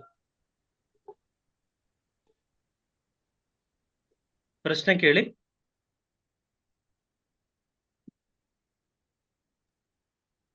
ನಮಸ್ತೆ ಸರ್. ಒಂದ್ ನಿಮಿಷ ಮೇಡಮ್, ಪ್ರಶ್ನೆ ಕೇಳಿ ಬಿಡಿ ಮೇಡಮ್, ಪ್ರಶ್ನೆ ಕೇಳಿ. ಹರಿಣಿ ಅವರು ಸರ್, ಪ್ರಶ್ನೆ ಕೇಳಿ. ಸರ್ ಕೇಳ್ತೀನಿ ಸರ್. ನನ್ನ ಪ್ರಶ್ನೆ ಏನಂದ್ರೆ, ಈಗ ಇದು ಪ್ರಾಪರ್ಟಿನ ಸೇಲ್ ಮಾಡ್ಬೇಕು ಅಂತಿರ್ತಾರೆ ಸರ್. ಅಗ್ರಿಮೆಂಟ್ ಆಗಿರುತ್ತೆ, ಸೇಲ್ ಅಗ್ರಿಮೆಂಟ್ ಆಗಿರುತ್ತೆ. ಯಾರು ತಗೊಬೇಕಂತಿದ್ದಾರೆ ಪರ್ಚೇಸರು, ಅವರು ಸೇಲ್ ಅಗ್ರಿಮೆಂಟ್ ಮಾಡ್ಕೊಂಡು ಆಮೇಲೆ ಅವ್ರಿಗೆ ಇಂಟ್ರೆಸ್ಟ್ ಇಲ್ಲ ಈಗ ತಗೊಳೋದಕ್ಕೆ. ಸೊ ಆತರ ಇಂಟ್ರೆಸ್ಟ್ ಇಲ್ಲದೆ ಇದ್ದಾಗ ಅದನ್ನ ಕ್ಯಾನ್ಸಲ್ ಮಾಡಿಸ್ಬೋದಾ? ಸೇಲ್ ಅಗ್ರಿಮೆಂಟ್ ಆಗಿರೋದು ಇವ್ರು ತಗೋಬೇಕು ಅಂತ ಇರೋರು. ಅಲ್ಲ, ಅವ್ರು ಒಪ್ಕೊಂಡ್ರೆ ಆಗ್ತದೆ. ಮಾರವ್ರು ಒಪ್ಕೋಬೇಕಲ್ಲ ಅದಕ್ಕೆ. ಅದೇ ಮಾರಿರೋ, ಅಲ್ಲ, ಅದೇ ಮಾರ್ಬೇಕು ಅಂತಿರೋರು. ಆಯ್ತು. ಈಗ ಒಪ್ಪಿಲ್ಲ ಅಂದ್ರೆ ಏನು? ಅಲ್ಲ, ಈಗ ಅಗ್ರಿಮೆಂಟ್ ಆಫ್ ಸೇಲ್ ಆಗಿರೋ ಉದ್ದೇಶ ಏನು? ಈ ದಾವಾ ಸ್ವತ್ತನ್ನ ಇಷ್ಟು ರೂಪಾಯಿಗಳಿಗೆ ನಾನು ಕೊಂಡ್ಕೊಳ್ಳಿಕ್ಕೆ ಸಿದ್ಧ ಇದ್ದೀನಿ, ನಾನೀಗ ಅರ್ನೆಸ್ಟ್ ಮನಿ, ಪಾರ್ಟ್ ಪರ್ಫಾರ್ಮೆನ್ಸ್ ಅಂತ ಒಂದಿಷ್ಟು ಅರ್ಧ 50% 50% ಅಮೌಂಟ್ ಅನ್ನ ಕೊಟ್ಟಿದ್ದೀನಿ. ಆಮೇಲೆ ಇನ್ನೊಂದ್ ಸ್ವಲ್ಪ ದಿವಸ ಆದ್ಮೇಲೆ ನಾನು ಪೂರ್ತಿ ಹಣ ಕೊಟ್ಟು ನಾನು ರಿಜಿಸ್ಟ್ರೇಷನ್ ಮಾಡಿಸ್ಕೊತೀನಿ ಅಂತ ನಿಮ್ಮ ಅಗ್ರಿಮೆಂಟ್. ಹೌದಾ? ಈಗ ನೀವು ಯಾವುದೇ ಕಾರಣಕ್ಕೆ ಆ ಪ್ರಾಪರ್ಟಿ ತಗೊಳ್ಳಿಕ್ಕೆ ನೀವು ಹಿಂದೇಟಾಗ್ತಾ ಇದ್ರಿ. ಸೊ ಹಿಂದೇಟ್ ಹಾಕೋದ್ರಿಂದ you are infringing the terms and conditions of the contract agreement. ನೀವೇ ಆ ಒಪ್ಪಂದದ ಷರತ್ತುಗಳನ್ನ ಉಲ್ಲಂಘನೆ ಮಾಡ್ತಾ ಇದ್ರಿ. So as a matter of right you cannot rescind back your agreement. ನೀವು ಕಾನೂನು ಪ್ರಕಾರ ಆ ಒಪ್ಪಂದದಿಂದ ನೀವೇ ಏಕಮುಖವಾಗಿ ಹೊರಗೆ ಬರ್ಲಿಕ್ಕೆ ಸಾಧ್ಯ ಇಲ್ಲ. ನೀವು ಒಂದ್ ವೇಳೆ ಎದುರು ಪಾರ್ಟಿಯವರಿಗೆ ಕನ್ವಿನ್ಸ್ ಮಾಡಿ ನನಗೆ ಯಾವ್ದಾದ್ರು ಕಾರಣದಿಂದ ಉಳಿದ ದುಡ್ಡನ್ನ ಹೊಂದ್ಸ್ಕೊಳ್ಳಿಕ್ಕೆ ಆಗ್ತಾ ಇಲ್ಲ, ಆದ್ರಿಂದ ಈ ಒಪ್ಪಂದವನ್ನ ಇಲ್ಲಿಗೆ ರದ್ದು ಮಾಡೋಣ, ಇದನ್ನ ರದ್ದತಿ ಮಾಡೋಣ, ನಾನು ಏನೇ ಈಗಾಗಲೇ ದುಡ್ಡು ಕೊಟ್ಟಿದ್ದೀನಿ ಆ ದುಡ್ಡನ್ನು ನೀವು ನಮಗೆ ವಾಪಸ್ ಕೊಡಿ ಅಂತ ನೀವು ಅವರ ಮನವೊಲಿಸಿದ್ರೆ ಅಥವಾ ವಾಪಸ್ ಕೊಟ್ರೆ ನೀವು ಈ ಅಗ್ರಿಮೆಂಟ್ ಅನ್ನ ರದ್ದಿಯಾತಿ ಕೂಡ ಮಾಡ್ಕೋಬಹುದು. This agreement. ಬಟ್ ಏನಾಗಿದೆ ಅಂದ್ರೆ ಸರ್, ಅವರು ಇನ್ನೊಂದು 2 ಪ್ರಾಪರ್ಟಿ ತಗೋಬೇಕು ಅಂತಿದ್ದಾರೆ ಅವ್ರದೇನೆ. ಅದ್ರಲ್ಲಿ ಒಂದು ಈ ತರ ಅಗ್ರಿಮೆಂಟ್ ಮಾಡ್ಕೊಂಡಿದ್ದಾರೆ, ಇನ್ನೊಂದು ಬಂದು ಹೇಗ್ ಮಾಡ್ಕೊಂಡಿದ್ದಾರೆ ಅಂದ್ರೆ, ಅವರು ಯಾರು ಸೆಲ್ಲರ್ ಅವ್ರು ಏನ್ ಹೇಳಿದಾರೆ ಅಂದ್ರೆ, ಡಾಕ್ಯುಮೆಂಟ್ಸ್ ಎಲ್ಲ ರೆಡಿ ಆದ್ಮೇಲೆ ನಾನ್ ನಿಮ್ಗೆ ಮಾಡ್ಕೊಡ್ತೀನಿ ಅನ್ಬಿಟ್ಟು ಒಂದು ಅಗ್ರಿಮೆಂಟ್ ಮಾಡಿದ್ದಾರೆ. ಸೊ ಇವಾಗ ಇವರು ಏನ್ ಬೇರೆ ಕಡೆ ಪ್ರಾಪರ್ಟಿನ ಮಾರ್ಬಿಟ್ಟು ಇಲ್ಲಿ ಇನ್ವೆಸ್ಟ್ ಮಾಡ್ಬೇಕು ಅಂತಿದ್ದಾರೆ. ಸೊ ಈಗ ಅದು ಟ್ಯಾಕ್ಸ್ ಎಲ್ಲ ಕಟ್ಬೇಕಾಗುತ್ತೆ ಅಂದ್ರೆ, ಇಷ್ಟು ಮಂತ್ ಅಂತ ಇರುತ್ತಲ್ಲ ತಗೊಬೇಕು ಅಷ್ಟೊಳಗಡೆ ಅಂತ ಪ್ರಾಪರ್ಟಿ ಮಾರಿದ್ಮೇಲೆ, ಇಲ್ಲ ಟ್ಯಾಕ್ಸ್ ಕಟ್ಬೇಕಾಗುತ್ತೆ. ಸೊ ಇವ್ರ ಡಾಕ್ಯುಮೆಂಟ್ಸ್ ಆಗೋವರೆಗೂ ನಾವು ವೆಯ್ಟ್ ಮಾಡಿದ್ರೆ ನಾನು ಟ್ಯಾಕ್ಸ್ ಕಟ್ಬೇಕಾಗತ್ತೆ ಗೌರ್ಮೆಂಟ್ಗೆ ಅನ್ನೋ ಕಾರಣಕ್ಕೆ ಇವರು ಅದನ್ನು ಕ್ಯಾನ್ಸಲ್ ಮಾಡ್ಕೋಬೇಕು ಅಂತಿದ್ದಾರೆ. ಸೊ ಅದು ಸಾಧ್ಯತೆ ಇದೆಯಾ ಅಂತ? ಸಾಧ್ಯತೆ ಅಂದ್ರೆ, ಈಗ this is A agreement between the parties. So this is A ಬೈಲ್ಯಾಟರಲ್ agreement. ಇದು ದ್ವಿಪಕ್ಷೀಯ ಒಪ್ಪಂದ. ಈ ದ್ವಿಪಕ್ಷೀಯ ಒಪ್ಪಂದದಲ್ಲಿ ಒಂದು ಪಾರ್ಟಿ ಯುನಿಲ್ಯಾಟರಲ್ ಆಗಿ ಹಿಂಸಲಿಕ್ಕೆ ಬರೋದಿಲ್ಲ. One party cannot resign back from the agreement. So ಇದನ್ನ ನೀವು ಒಂದೇ ಪಕ್ಷದ ಜೊತೆ ಕುಳಿತು ಸಮಾಧಾನದಿಂದ ಮಾತಾಡಿ ಅವ್ರಿಗೆ ಕನ್ವಿನ್ಸ್ ಮಾಡಿ ಅದನ್ನ ರದ್ದಿಯಾತಿ ಮಾಡ್ಕೋಬೇಕು ಹೊರತು ನಿಮ್ಮಾಗಿ ನೀವೇನೇ ಯುನಿಲ್ಯಾಟರಲಿ ಈ ಕೆನಾಟ್ ರಿಸೈನ್ ದಿ ಅಗ್ರಿಮೆಂಟ್. ನೀವು ಆ ರೀತಿ ಮಾಡ್ಕೊಂಡ್ರೆ ಅವನು ನೀವು ಕೊಟ್ಟಂತ Ernst ಮನಿಯನ್ನ ಮಾಡ್ಕೊಂಡ್ಬಿಡ್ತಾನೆ. He will not pay back that amount which you already paid that earnest money. ನೀವು ಈಗಾಗಲೇ ಮುಂಗಡ ಕೊಟ್ಟಂತ ಹಣವನ್ನ ಆತ ಮಾಡ್ಕೊಂಡ್ಬಿಡ್ತಾನೆ. Okay sir, thank you.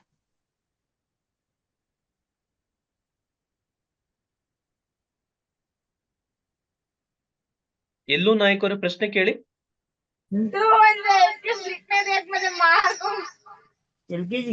Sir ನಮಸ್ಕಾರ. ಮಾತಾಡಿ.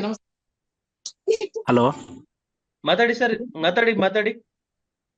ಸರ್, ಒಂದು ಕ್ವಶನ್. ಗೌರ್ಮೆಂಟ್ ಲ್ಯಾಂಡ್ ಇರ್ತಲ್ಲ ಸರ್, ಅದು ಗ್ರಾಂಟ್ ಆಗಿ ಗ್ರಾಂಟ್ ಕಾಪಿ ಇರಲ್ಲ ಅವ್ರಿಗೆ, ಪಾಣೆಯಲ್ಲಿ ಅಷ್ಟೇ ಹೆಸರು ಬಂದಿರುತ್ತೆ. ಅದು ನಾವು ಕೋರ್ಟಲ್ಲಿ ದಾವ ಹಾಕ್ಬೋದು ಸರ್ ಅದ್ರ ಮೇಲೆ? ಗ್ರಾಂಟ್ ಆಗ್ಲಾರ್ದೇ ಪಣಿಲ್ ಹೆಸರಿಗೆ ಬಂತು ಸರ್. ಅದು ಅಕ್ರಮ ಸಕ್ರಮದಲ್ಲಿ ಗ್ರಾಂಟ್ ಮಾಡಿ ಅವ್ರಿಗೆ ಗ್ರಾಂಟ್ ಕಾಪಿ ಇರಲ್ಲ ಸರ್, ಆದೇಶ ಕಾಪಿ ಇರಲ್ಲ ಅವ್ರಿಗೆ. ಈ ಪ್ರಶ್ನೆ ಏನಂದ್ರೆ, RTC ಅಲ್ಲಿ ನಿಮ್ಮ ಹೆಸರು ಬರ್ಬೇಕಾದ್ರೆ ಏನಾದ್ರು ನಿಮ್ಗೆ ಒಂದು ಕ್ರಿಯೆ ಆಗಿರ್ಬೇಕು, ಅಥವಾ ಗಿಫ್ಟ್ ಆಗಿರ್ಬೇಕು, ಅಥವಾ ವಿಲ್ ಆಗಿರ್ಬೇಕು, ಅಥವಾ ಗ್ರಾಂಟ್ ಆಗಿರ್ಬೇಕು.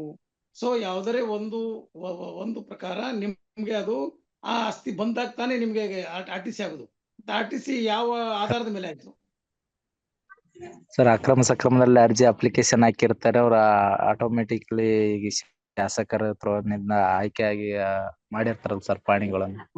ಆಯ್ತು ಅದ ನಿಮ್ಗೆ ಅದು ಮಂಜೂರಾತಿ ಮಾಡ್ಬೇಕಲ್ಲ ಸರ್ಕಾರ. ಮಂಜೂರಾತಿ ಮಾಡಿರ್ತದೆ ಸರ್, ಪಾಣಿಯಲ್ಲಿ ಅಷ್ಟೇ ಬಂದಿದೆ, ಆದೇಶ ಕಾಪಿ ಇಲ್ಲ ಸರ್. ಮಂಜೂರಾತಿ ಮಾಡ್ಬೇಕಾದ್ರೆ ನಿಮ್ಗೊಂದು ಹಕ್ಕು ಪತ್ರ ಕೊಡ್ಬೇಕಲ್ಲ, ಸಾಗುವಳಿ ಚೀಟಿ ಕೊಡ್ಬೇಕಲ್ಲ. ಸಾಗುವಳಿ ಚೀಟಿ ಕೊಟ್ಟಿಲ್ಲ. ಅದ್ರ ಮೇಲೆ ಈಗ ನಾವು ಕೋರ್ಟಲ್ಲಿ ಏನಂದ್ರೆ, ಅದನ್ನ ಈಗ ಅಲ್ಲಿ ಆ ಸರ್ಕಾರ ಜಮೀನು ಸುಳ್ಳು ಅಂತ ಹೇಳಿ ನಾವು ಮಾಡ್ಬೋದೇನೋ ಸರ್ ಕೋರ್ಟಲ್ಲಿ ದಾವ? ಅಲ್ಲ ರೀ, ದಾವಾ ಮಾಡ್ಬೇಕಾದ್ರೆ ಮೊದಲು ನಿಮ್ಗೆ ಆ ಆಸ್ತಿಯ ಮಾಲೀಕರು ನೀವು ಹೇಗೆ ಆದ್ರಿ ಅನ್ನೋದು ಇಂಪಾರ್ಟೆಂಟು. ಅದು ಮೊದಲೇ ಸರ್ಕಾರಿ ಭೂಮಿ.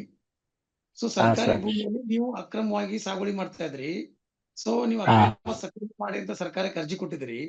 ಸೊ ಸರ್ಕಾರ ನಿಮ್ಮ ಅರ್ಜಿಯನ್ನ ಪರಿಗಣಿಸಿ ನೀವು ಒಂದ್ ವೇಳೆ ಆ ಭೂಮಿಗೆ ಮಂಜೂರಾತಿಗೆ ನಿಮ್ಗೆಲ್ಲ ಎಲಿಜಿಬಿಲಿಟಿ ಇದ್ರೆ ಸರ್ಕಾರ ನಿಮಗೆ ಆ ಅಕ್ರಮ ಇದನ್ನ ಸಕ್ರಮ ಮಾಡ್ತದೆ ಮತ್ತು ನಿಮಗೆ ಮಂಜೂರಾತಿ ಪತ್ರ ಕೊಡ್ತದೆ, ಸಾಗುವಳಿ ಚೀಟಿ ಕೊಡ್ತದೆ. ಸೊ ಆವಾಗ ಮಾತ್ರ ನಿಮ್ಗೆ ಖಾತೆ ಬದಲಾವಣೆ ಆಗ್ತದೆ, MR ಆಗ್ತದೆ, ಮ್ಯೂಟೇಶನ್ ಆಗ್ತದೆ. ಸೊ ನೀವು ಏನು ಇಲ್ಲದೆ ನಿಮ್ಗೆ ಕೇವಲ RTC ಹೆಸರು ಯಾವ ಆಧಾರದಲ್ಲಿ ಬಂತು?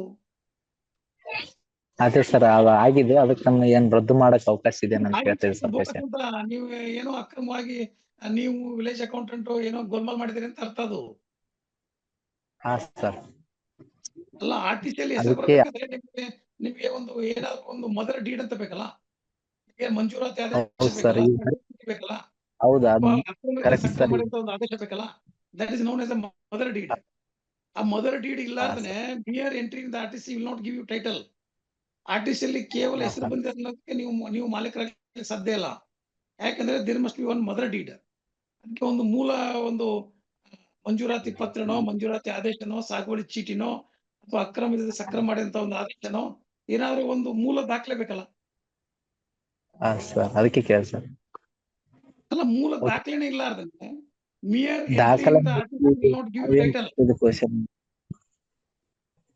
ಅದು ಕೇವಲ RTC ಇದೆ, ಮೋಟೇಶನ್ ಇಲ್ಲ, ವಿತ್ ಗ್ರಾಂಟ್ ಕಾಪಿ ಇಲ್ಲ ಸರ್ ಅದರಲ್ಲಿ. ಅದಕ್ಕೆ ಅವರು ಅರ್ಜಿ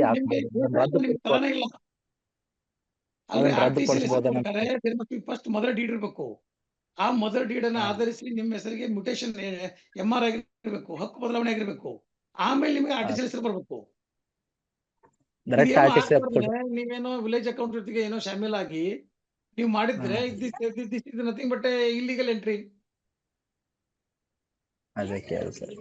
So the mere entry in the RTC will not give you any title. ಕೇವಲ ಪನಿ ಪತ್ರಿಕೆಯಲ್ಲಿ ನಿಮ್ಮ ಹೆಸರಿದೆ ಅಂದ್ರೆ ನೀವು ಆ ದಾವಾ ಸುತ್ತಿನ ಮಾಲೀಕರು ಆಗುದಿಲ್ಲ. It is not a title deed.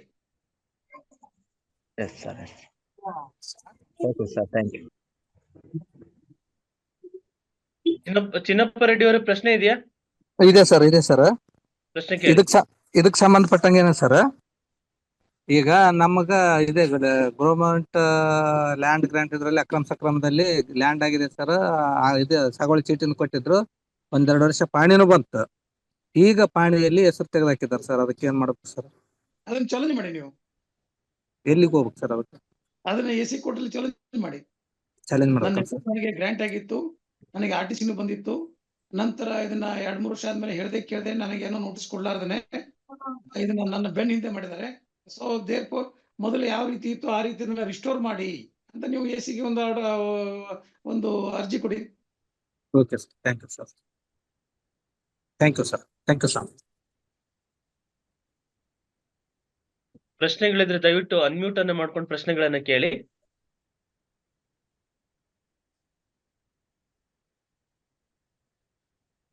Sir, ನಾನು ಹಾರೂನ್ ಸೇಠ್ ಅಂತ. ಈಗ ನಮ್ಮ ಹತ್ರ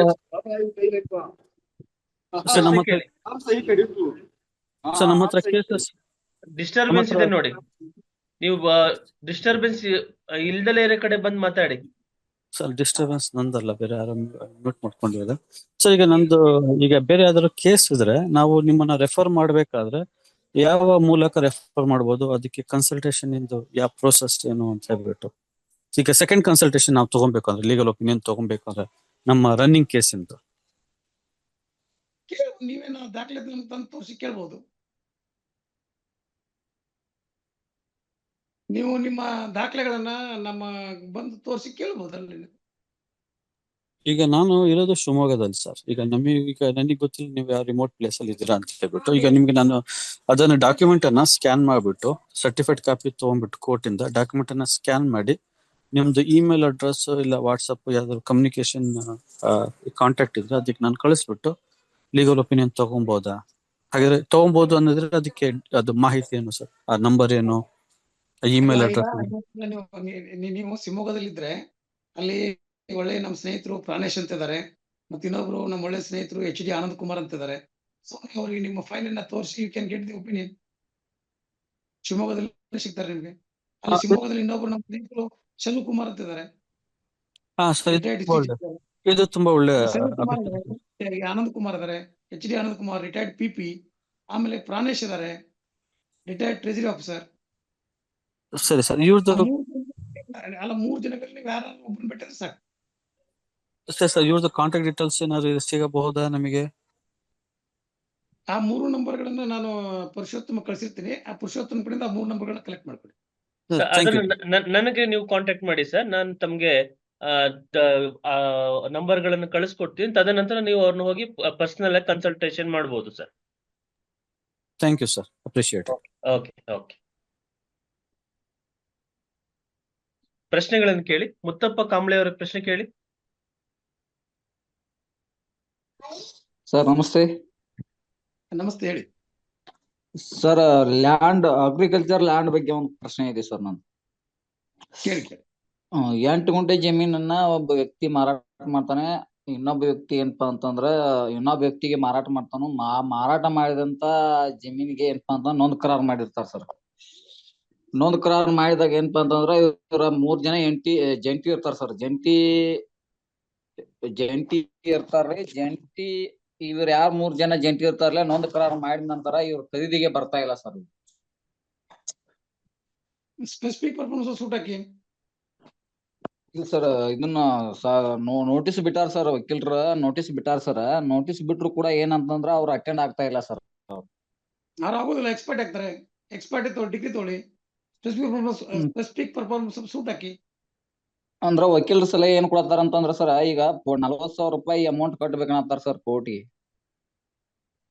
ಅದು ನೋಡಿ ರಿಕ್ವಿಸಿಟ್ ಎಷ್ಟು ನೀವು ಕೋರ್ಟ್ ಫೀ ಆಕ್ಟ್ ತೆಗೆದು ಅದಕ್ಕೆ ಎಷ್ಟು ರಿಕ್ವಿಸಿಟ್ ಕೋರ್ಟ್ ಫೀ ಇದೆ ಅಷ್ಟು ಕೋರ್ಟ್ ಫೀ ಕಟ್ಟಿ ಮಾಡಿ. ಈಗ ಏನಾಗತ್ತೆ ಅಂದ್ರೆ ಅವ್ರು ಒಟ್ಟ ಬರ್ತಾ ಇಲ್ಲ ಸರ್. ಯಾವ ನೋಟಿಸ್ ಬರ್ತಾ ಇಲ್ಲ. ಇನ್ ಮುಂದಿನ ಪ್ರೊಸೀಜರ್ ಅಲ್ಲಲ್ಲ, ಅವ್ರು ಬರೋದೇ ಇಲ್ಲ. ನೀವು ಅವ್ರಿಗೊಂದು ಒಂದು ಲೀಗಲ್ ನೋಟಿಸ್ ಕೊಡಿ. ಅವ್ರು ಬರೋದಿಲ್ಲ, ಅವ್ರು ಅದ್ರ ರಿಪ್ಲೈ ಮಾಡಲ್ಲ. You file a suit before the court, that is specific purpose suit. ಅದಕ್ಕೆ ಅದು ಸಮನ್ಸ್ ಬರಲ್ಲ, ಅವ್ರ ಎಕ್ಸ್ಪರ್ಟಿ ಆಗ್ತಾರೆ. ನೀವು ಎವಿಡೆನ್ಸ್ ಲೀಡ್ ಮಾಡಿ, you get ex parte degree.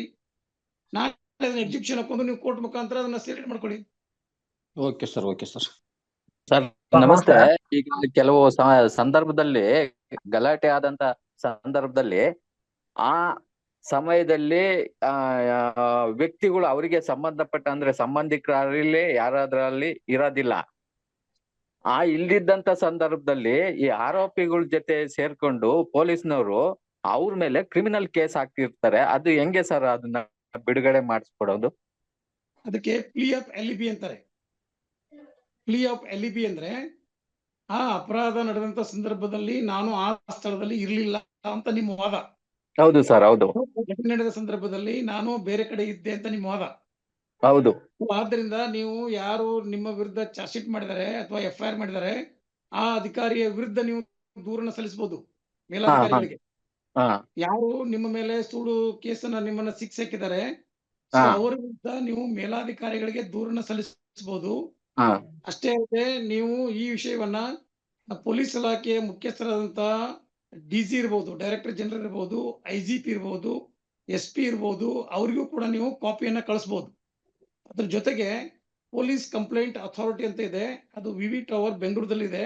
Police complaint ಅಥಾರಿಟಿಯು ಕೂಡ ಪೊಲೀಸರ ವಿರುದ್ಧ ಈ ರೀತಿಯಾಗಿ ಪೊಲೀಸರು ತಮ್ಮ ಅಧಿಕಾರವನ್ನ ದುರ್ಬಳಕೆ ಮಾಡಿಕೊಂಡು ಇನ್ನೋಸೆಂಟ್ ವ್ಯಕ್ತಿಗಳನ್ನ ಈ ಪ್ರಕರಣದಲ್ಲಿ ಸಿಕ್ಕಿಸಿ ಹಾಕಿದ್ದಾರೆ ಅಂತ ನೀವು ಪೊಲೀಸ್ ಕಂಪ್ಲೇಂಟ್ ಅಥಾರಿಟಿ ಕೂಡ ತಾವು ಒಂದು ದೂರನ್ನ ಸಲ್ಲಿಸಬಹುದು. ಅದ್ರ ಜೊತೆಗೆ ಹೋಮ್ ಸೆಕ್ರೆಟರಿ, ಹೋಮ್ ಡಿಪಾರ್ಟ್ಮೆಂಟಿನ ಹೋಮ್ ಸೆಕ್ರೆಟರಿ ಕೂಡ ಆ ಕಾಪಿಯನ್ನ ತಾವು ಕಳಿಸ್ಕೊಡ್ಬಹುದು.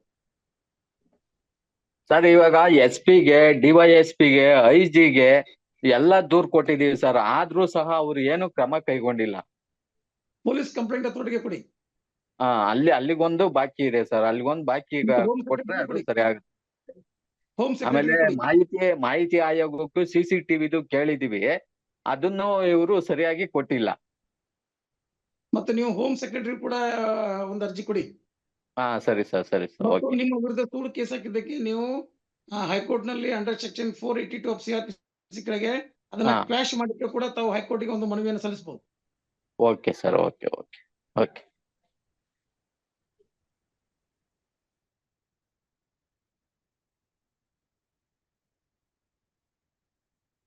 ಪ್ರಶ್ನೆ ಕೇಳಿ, ದಯವಿಟ್ಟು ಪ್ರಶ್ನೆ ಕೇಳಿ. ಇನ್ನು 10 ನಿಮಿಷದೊಳಗೆ ಪ್ರಶ್ನೆಗಳನ್ನ ಕೇಳ್ಬೇಕಾಗ್ತದೆ. ಸೊ 9:30ಗೆ ನಾವು ಕ್ಲೋಸ್ ಮಾಡ್ತೀವಿ. So 8 o'clock. ಎಸ್ ಸರ್, ಕೇಳಿ ಸರ್. ಸರ್, ಇಬ್ರು ಸರ್ಕಾರಿ ನೌಕರರಾಗಿರ್ತಾರೆ, 2 ತಿಂಗಳೊಳಗಡೆ ಡೈವರ್ಸ್ ಆದ್ರೆ ಅದನ್ನ SR ಬುಕ್ ಅಲ್ಲಿ ನಮೂದಿಸ್ಬೇಕಾಗುತ್ತೆ ಸರ್, ಅಥವಾ ಇಲಾಖೆಯಿಂದ ಬರ್ತಕ್ಕಂತಹ ಏನಾದ್ರು ಬೆನಿಫಿಟ್ಸ್ ಅದೆಲ್ಲ ಅದನ್ನ ತೋರಿಸ್ಕೋಬೇಕಾಗುತ್ತೆ ಸರ್ ನಾವು, ಅಥವಾ ಬೇರೆ ಯಾರನ್ನ ಮದುವೆ ಆದ್ರೆ ಏನು ಅಬ್ಜೆಕ್ಷನ್ ಇಲ್ಲ ಸರ್ ಇಲಾಖೆಗೆ? ನಾವು ಇನ್ನು ಯಾವುದೇ SR ಬುಕ್ ಅಲ್ಲಿ ಏನೋ ನಮೂದಿಸಿರಲ್ಲ, ಯಾವ ಹೆಡ್ಡಿಂಗ್ ಕಾರ್ಡ್ ಇನ್ನೊಂದು ಏನು ನಾವು ಅರ್ಜಿನೂ ಕೊಟ್ಟಿರಲ್ಲ ಇವರು ನಮ್ಮ ಹೆಂಡತಿ ಅಂತಾನೆ. ಬಟ್ 2 ತಿಂಗಳೊಳಗಡೆ 3 ತಿಂಗಳೊಳಗಡೆ ಡಿವೋರ್ಸ್ ಆದ್ರೆ ನಾವು ಕೊಡಬೇಕಾಗುತ್ತೆ. ಅಲ್ಲ, ನೀವು SR ಬುಕ್ ದಲ್ಲಿ ನಾಮಿನಿ ಯಾರನ್ನ ಮಾಡಿದಿರಾ? ಇನ್ನೂ ಮಾಡಿಲ್ಲ ಸರ್. ಮದುವೆ ಆಗಿ ನಾವು ಇದುವರೆಗೂ ತಾಯಿ ಇದು ನಾಮಿನಿ. ಇನ್ನು ಮದುವೆ ಆಗಿ 2 ತಿಂಗಳಾಗಿದೆ, 2 ತಿಂಗಳ ರಜದಲ್ಲಿ ಇದೀವಿ, ಇನ್ನೂ ಕೊಟ್ಟಿಲ್ಲ. ಅಷ್ಟೊಳಗೆ ಇಷ್ಟೆಲ್ಲ ಏನೋ ಇದಾದಾಗ ನಾವು ಮಾಡ್ಬೇಕಾಗುತ್ತಾ?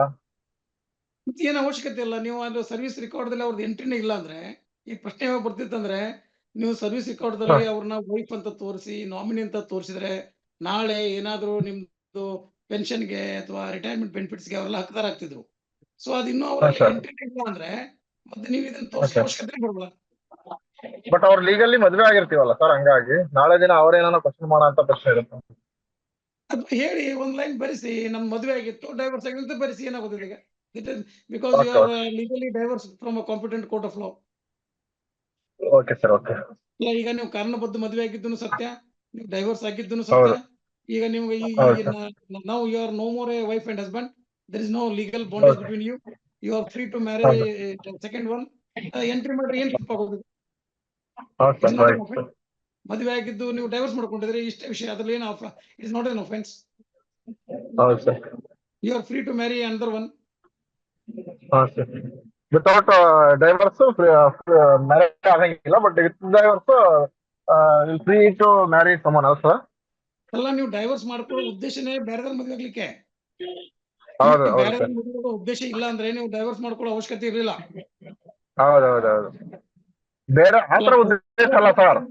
ಅನೈತಿಕ ಸಂಬಂಧ ಇರೋದ್ರಿಂದನ, ಅನೈತಿಕ ಸಂಬಂಧ ಆಕೆಗೆ ಇರೋದ್ರಿಂದನ ಡೈವರ್ಸ್ ಮಾಡೋದು. ಬೇರೆಯವ್ರನ್ನ ಮದುವೆ ಆಗೋ ಉದ್ದೇಶದಿಂದ ಡೈವರ್ಸ್ ಮಾಡ್ಕೊತಾ ಇಲ್ಲ, ಅವ್ರಿಗೆ ಅನೈತಿಕ ಸಂಬಂಧ ಇರೋದ್ರಿಂದ ಡೈವರ್ಸ್ ಮಾಡ್ಕೊತಾ ಇರೋದು. ಅಲ್ರಿ, ಡೈವರ್ಸ್ ಆಗಿರೋ ಪರಿಣಾಮ ಏನು? ಡೈವರ್ಸ್ ಆಗೋದ್ರಿಂದ ಪರಿಣಾಮ ಏನಾಗ್ತದೆ ಅಂದ್ರೆ ತಮ್ಮ ಆಸ್ತಿಗಳಿಗೆ ಹಕ್ಕದಾರ ಆಗುದಿಲ್ಲ. ನಂಬರ್ 1. ನಂಬರ್ 2, ಅವರು ನಾಳೆ ನಿವೃತ್ತಿ ಆದ್ಮೇಲೆ ಫ್ಯಾಮಿಲಿ ಪೆನ್ಷನ್ ಇರ್ಬೋದು ಅಥವಾ ನಿವೃತ್ತಿಯಿಂದ ಬರ್ತಕ್ಕಂಥ ಉಪದಾನಗಳಿಗಿರ್ಬೋದು, ಅವ್ರು ಯಾವುದೇ ಹಕ್ಕದಾರ ಆಗುದಿಲ್ಲ, ಅವರು ಯಾವುದಕ್ಕೆ ನಾಮಿನಿ ಆಗುದಿಲ್ಲ. ನಾಳೆ ನಿಮ್ಮ ನಂತರ ನಿಮ್ಮ ಆಸ್ತಿ ಎಲ್ಲ ಪಾಲ ಕೇಳಲಿಕ್ಕೆ ಆಗೋಲ್ಲ. ಇನ್ನೊಂದು ಏನಪ್ಪಾ ಅಂದ್ರೆ, ಡೈವರ್ಸ್ ಆದ್ಮೇಲೆ you are free to marry anyone whomsoever you want. ಸರಿ ಸರ್, ಅದು ಲೀಗಲ್ ಕಾನ್ಸಿಕ್ವೆನ್ಸ್. ಸರಿ ಸರ್. ಸರ್ ಒಂದು ಪ್ರಶ್ನೆಯನ್ನ ಕೇಳಿದ್ದಾರೆ ಸರ್ ನಮ್ಮ ಆಡಿಯನ್ಸ್ ನಲ್ಲಿ ಒಬ್ರು ಕೇಳಿದ್ದಾರೆ. ಏನಂತ ಪ್ರಶ್ನೆ ಅಂತಂದ್ರೆ, ನನಗೆ ಹೊರ ದೇಶದ ಹುಡುಗಿ ಫೇಸ್ಬುಕ್ ನಲ್ಲಿ ಪರಿಚಯಗೊಂಡು ಪ್ರೀತಿ ತಿರುಗಿ ದೈಹಿಕ ಸಂಪರ್ಕ ನಡೆದಿರುತ್ತದೆ, ಆದ್ರೆ ವಿವಾಹ ಮಾಡಿಕೊಳ್ಳಲು ಇಷ್ಟವಿರುವುದಿಲ್ಲ. ಈ ಸಂದರ್ಭದಲ್ಲಿ ನನ್ನ ಮೇಲೆ ವಿದೇಶಿ ಮಹಿಳೆ ರೇಪ್ ಪ್ರಕರಣವನ್ನು ದಾಖಲಿಸಬಹುದೇ ಅಂತ ಪ್ರಶ್ನೆ ಕೇಳಿದ್ದಾರೆ ಸರ್. ಇಲ್ಲ, ರೇಪ್ ಅಂತ ಆಗಲ್ಲ, because it is there is a consent between both the parties. Rape ಯಾವಾಗ ಆಗ್ತಂದ್ರೆ if it is against the consent. Against consent ಆದಾಗ ಮಾತ್ರ, ಒತ್ತಾಯಪೂರ್ವಕ ಆದಾಗ ಮಾತ್ರ ಅದು 376 ಆಫ್ IPC ಅಟ್ರಾಕ್ಟ್ ಆಗ್ತದೆ. ಸೊ ಇದರಲ್ಲಿ both are major and both are introduced by themselves through Facebook. So both it is their voluntary act. So ಇದರಲ್ಲಿ ಏನು ರೇಪು ಆಗಲ್ಲ, ಮತ್ತಿದು outraging the modesty of woman ಕೂಡ ಆಗೋದಿಲ್ಲ. ಸೆಕ್ಷನ್ 354 ಆಫ್ IPC ಕೂಡ ಆಗಲ್ಲ. ಸೊ ಆದ್ರಿಂದ more over C can file case for cheating. ನನ್ನನ್ನ ಮದುವೆ ಆಗ್ತೀನಿ ಅಂತ ನಂಬಿಸಿ, ನನಗೆ ವಿಶ್ವಾಸ ಮೂಡಿಸಿ, ಈ ರೀತಿಯೊಳಗೆ ಆತ ನನ್ನನ್ನು ದುರುಪಯೋಗ ಪಡಿಸಿಕೊಂಡು ನನಗೆ ಮೋಸ ಮಾಡಿದ್ದಾರೆ ಅಂತ C can file cheating case only. ಎಲ್ಲಿ ಆಕೆ ತನ್ನ ವಿದೇಶದಲ್ಲಿ ಫೈಲ್ ಮಾಡ್ತಾಳ ಅಥವಾ ಇಂಡಿಯಾದಲ್ಲಿ ಫೈಲ್ ಮಾಡಿದಂತ ಸಂದರ್ಭದಲ್ಲಿ ಯಾವ ರೀತಿ ಅದು ಆಕೆ ವಿದೇಶಿ ಮಹಿಳೆ ಆಗಿರೋದ್ರಿಂದ ಅದ್ರ ಇಂಪ್ಲಿಕೇಶನ್ ಏನು ಅಂತ ಕೇಳ್ತಿದ್ದ ಸ್ವಾಮಿ. ಇಂಪ್ಲಿಕೇಶನ್ ಅವಳು ಅಲ್ಲಿನೂ ಫೈಲ್ ಮಾಡಬಹುದು, but the police cannot come and arrest him here India. ಯಾಕಂದ್ರೆ ಈಗ ಒಂದ್ ವೇಳೆ ವಿದೇಶದಲ್ಲಿನೇ ಕೇಸ್ ರಿಜಿಸ್ಟರ್ ಮಾಡಿದ್ರೆ ವಿದೇಶಿ ಪೊಲೀಸರು ಭಾರತಕ್ಕೆ ಬಂದು ಇವನ್ನ ಅರೆಸ್ಟ್ ಮಾಡ್ಕೊಂಡು ಹೋಗ್ಲಿಕ್ಕೆ ಇಲ್ಲಲ್ಲ. ನಮ್ಮಲ್ಲಿ ಅಲ್ಲ, there must be extradition treaty. ವಿದೇಶಿ ಅಥವಾ ನಮ್ಮ ಪೊಲೀಸರು ಬೇರೆ ದೇಶಕ್ಕೆ ಹೋಗಿ ಅರೆಸ್ಟ್ ಮಾಡ್ಬೇಕಾದ್ರೆ, ಅಥವಾ ಬೇರೆ ದೇಶದ ಪೊಲೀಸರು ನಮ್ಮ ದೇಶಕ್ಕೆ ಬಂದು ಅರೆಸ್ಟ್ ಮಾಡ್ಕೊಂಡು ಹೋಗ್ಬೇಕಾದ್ರೆ, there must be extradition treaty. Extradition treaty ಇದ್ರೆ, ಎರಡೂ ದೇಶಗಳ ಮಧ್ಯೆ ಇದ್ರೆ ಮಾತ್ರ ವಿದೇಶಿ ಪೊಲೀಸರು ಬಂದು ಅರೆಸ್ಟ್ ಮಾಡ್ಲಿಕ್ಕೆ ಅವಕಾಶ ಇದೆ. ಸೊ ಆ ರೀತಿ ಟ್ರೀಟಿ ಇಲ್ಲ ಅಂದ್ರೆ that is of no consequence. ವಿದೇಶಿ ಮಹಿಳೆ ಇಂಡಿಯಾಗೆ ಬಂದು ಕಂಪ್ಲೇಂಟ್ ಕೊಡ್ಬೋದಾ? ಕೊಡ್ಬೋದು. She can file any person, not only a citizen, any person. ಯಾಕಂದ್ರೆ ಸಿಟಿಸನ್ ಅನ್ನೋ ಪದವನ್ನ ಆರ್ಟಿಕಲ್ 14, ಆರ್ಟಿಕಲ್ 15, ಆರ್ಟಿಕಲ್ 16 ದಲ್ಲಿ ಸಿಟಿಸನ್ ಅಂತ ಪದ ಬಳಸಿದ್ದಾರೆ. ಅಂದ್ರೆ it means it is available only to the citizens. ಅಥವಾ ಆರ್ಟಿಕಲ್ 19 ಸಿಟಿಸನ್ಸ್, ಬಟ್ ಆರ್ಟಿಕಲ್ 21 ದಲ್ಲಿ ಪದ ಬಳಸಿರೋದು ಪರ್ಸನ್, ಯಾವುದೇ ವ್ಯಕ್ತಿ. ಯಾವುದೇ ವ್ಯಕ್ತಿ ಅಂದ್ರೆ right to life. So even the foreigner can file a complaint against this person stating that he has cheated me, he has misused me. ಆ ಸಂದರ್ಭದಲ್ಲಿ ಇಂಡಿಯನ್ ಲಾ ಇವನ್ಗೆ ಶಿಕ್ಷೆ ಕೊಡ್ತದೆ 100%. ಅಲ್ಲ, ಅದೇ that ingredients must be proved. ಆಕೆ ಏನು ಅಹವಾಲ್ ಅಂದ್ರೆ, ಈತ ನನ್ನನ್ನ ಮದುವೆಯಾಗುವುದಾಗಿ ನಂಬಿಸಿ ನನ್ನನ್ನ ಬಳಸ್ಕೊಂಡಿದ್ದಾನೆ ಅಂತ ಆಕೆ ದೂರ ಆಗಿದ್ರೆ ಅದು ಚೀಟಿಂಗ್. ಸೆಕ್ಷನ್ 420 ಆಫ್ IPC, ಹಿಂದಿನ IPC ಇಂಗ್ರೀಡಿಯೆಂಟ್ಸ್ ಅನ್ನ ಫುಲ್ಫಿಲ್ ಮಾಡಿದ್ರೆ, so that amounts to cheating, breach of trust. So ಅದರಲ್ಲಿ ಬರ್ತದೆ ಅದು. ಬಟ್ ರೇಪ್ ಆಗಲ್ಲ, outraging the modesty of woman ಆ ಸೆಕ್ಷನ್ಸ್ ಅಟ್ರಾಕ್ಟ್ ಆಗಲ್ಲ. Outraging the modesty of women ನಿಟ್ಟಿನಲ್ಲಿ ಯಾವ ಕ್ರಿಯೆ ಆಗ್ಬೇಕು ಅಂತ ತಾವು ಹೇಳ್ತೀರಾ ಸರ್? ಯಾವ ಕ್ರಿಯೆ ಆಗ್ಬೇಕು ಅದರಲ್ಲಿ? ಮಾಡೆಸ್ಟಿ ಆಫ್ ವುಮೆನ್ ಅಂದ್ರೆ ಸೆಕ್ಷನ್ 354 ಆಫ್ IPC ಕೆಳಗೆ ಬರ್ತಕ್ಕಂಥದ್ದು. ಅದರಲ್ಲಿ ಇಂಗ್ರೀಡಿಯೆಂಟ್ಸ್ ಏನು ಅಂತ ಹೇಳಿ? ಅಲ್ಲ, ಒಬ್ಬ ಮಹಿಳೆಯ ಘನತೆಗೆ ಧಕ್ಕೆ ತರ್ತಕ್ಕಂಥ ಯಾವುದೇ ಕೃತ್ಯ ಮಾಡಿದ್ರೆ ಅದು outraging the modesty of woman ಆಗ್ತದೆ. ಒಬ್ಬ ಮಹಿಳೆಯ ಘನತೆಗೆ ಧಕ್ಕೆ ತರ್ತಕ್ಕಂಥ ಯಾವುದೇ ಒಂದು ಚಟುವಟಿಕೆಯನ್ನ ಮಾಡಿದ್ರೆ that is outraging the modesty of woman ಅಂತಕ್ಕಂಥ ಪರಿವ್ಯಾಖ್ಯದೊಳಗೆ ಬರ್ತದೆ. Okay sir.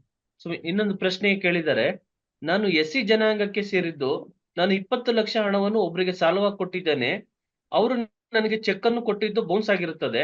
ನಾನು ಹಣ ಕೇಳಲು ಹೋದಾಗ ಜಾತಿ ನಿಂದನೆ ಮಾಡಿರ್ತಾರೆ. ಚೆಕ್ ಬೌನ್ಸ್ ಪ್ರಕರಣನೂ ದಾಖಲಿಸಿದ್ದೇನೆ, ಆದ್ರೆ SC/ST ಕಾಯ್ದೆಯಲ್ಲಿ ಕಂಪ್ಲೇಂಟ್ ಮಾಡಿದ್ದು, ಅದರ ಅಡಿಯಲ್ಲಿ FIR ದಾಖಲಿಸಿದ್ದೀನಿ. ಆದ್ರೆ ಪೊಲೀಸ್ನವರು B ರಿಪೋರ್ಟ್ ಅನ್ನ ಹಾಕಿರ್ತಾರೆ. ನನಗೆ ಏನ್ ಮಾಡ್ಬೇಕು ಅನ್ನೋ ತಿಳಿತಿಲ್ಲ, ದಯವಿಟ್ಟು ತಿಳಿಸಿ ಕೊಡಿ ಅಂತ ಪ್ರಶ್ನೆ ಕೇಳಿದ್ದಾರೆ ಸರ್. ಆ B ರಿಪೋರ್ಟ್ ಅನ್ನ ಸಂಬಂಧಪಟ್ಟ ಕಾಂಪಿಟೆಂಟ್ ಕೋರ್ಟ್ದಲ್ಲಿ ಅಬ್ಜೆಕ್ಷನ್ ಹಾಕಬೇಕು. He has to file objection to the B report stating that police have not properly investigated the matter. By colluding with the accused, they have filed a false B report and they have not inquired me and they have not conducted the investigation properly.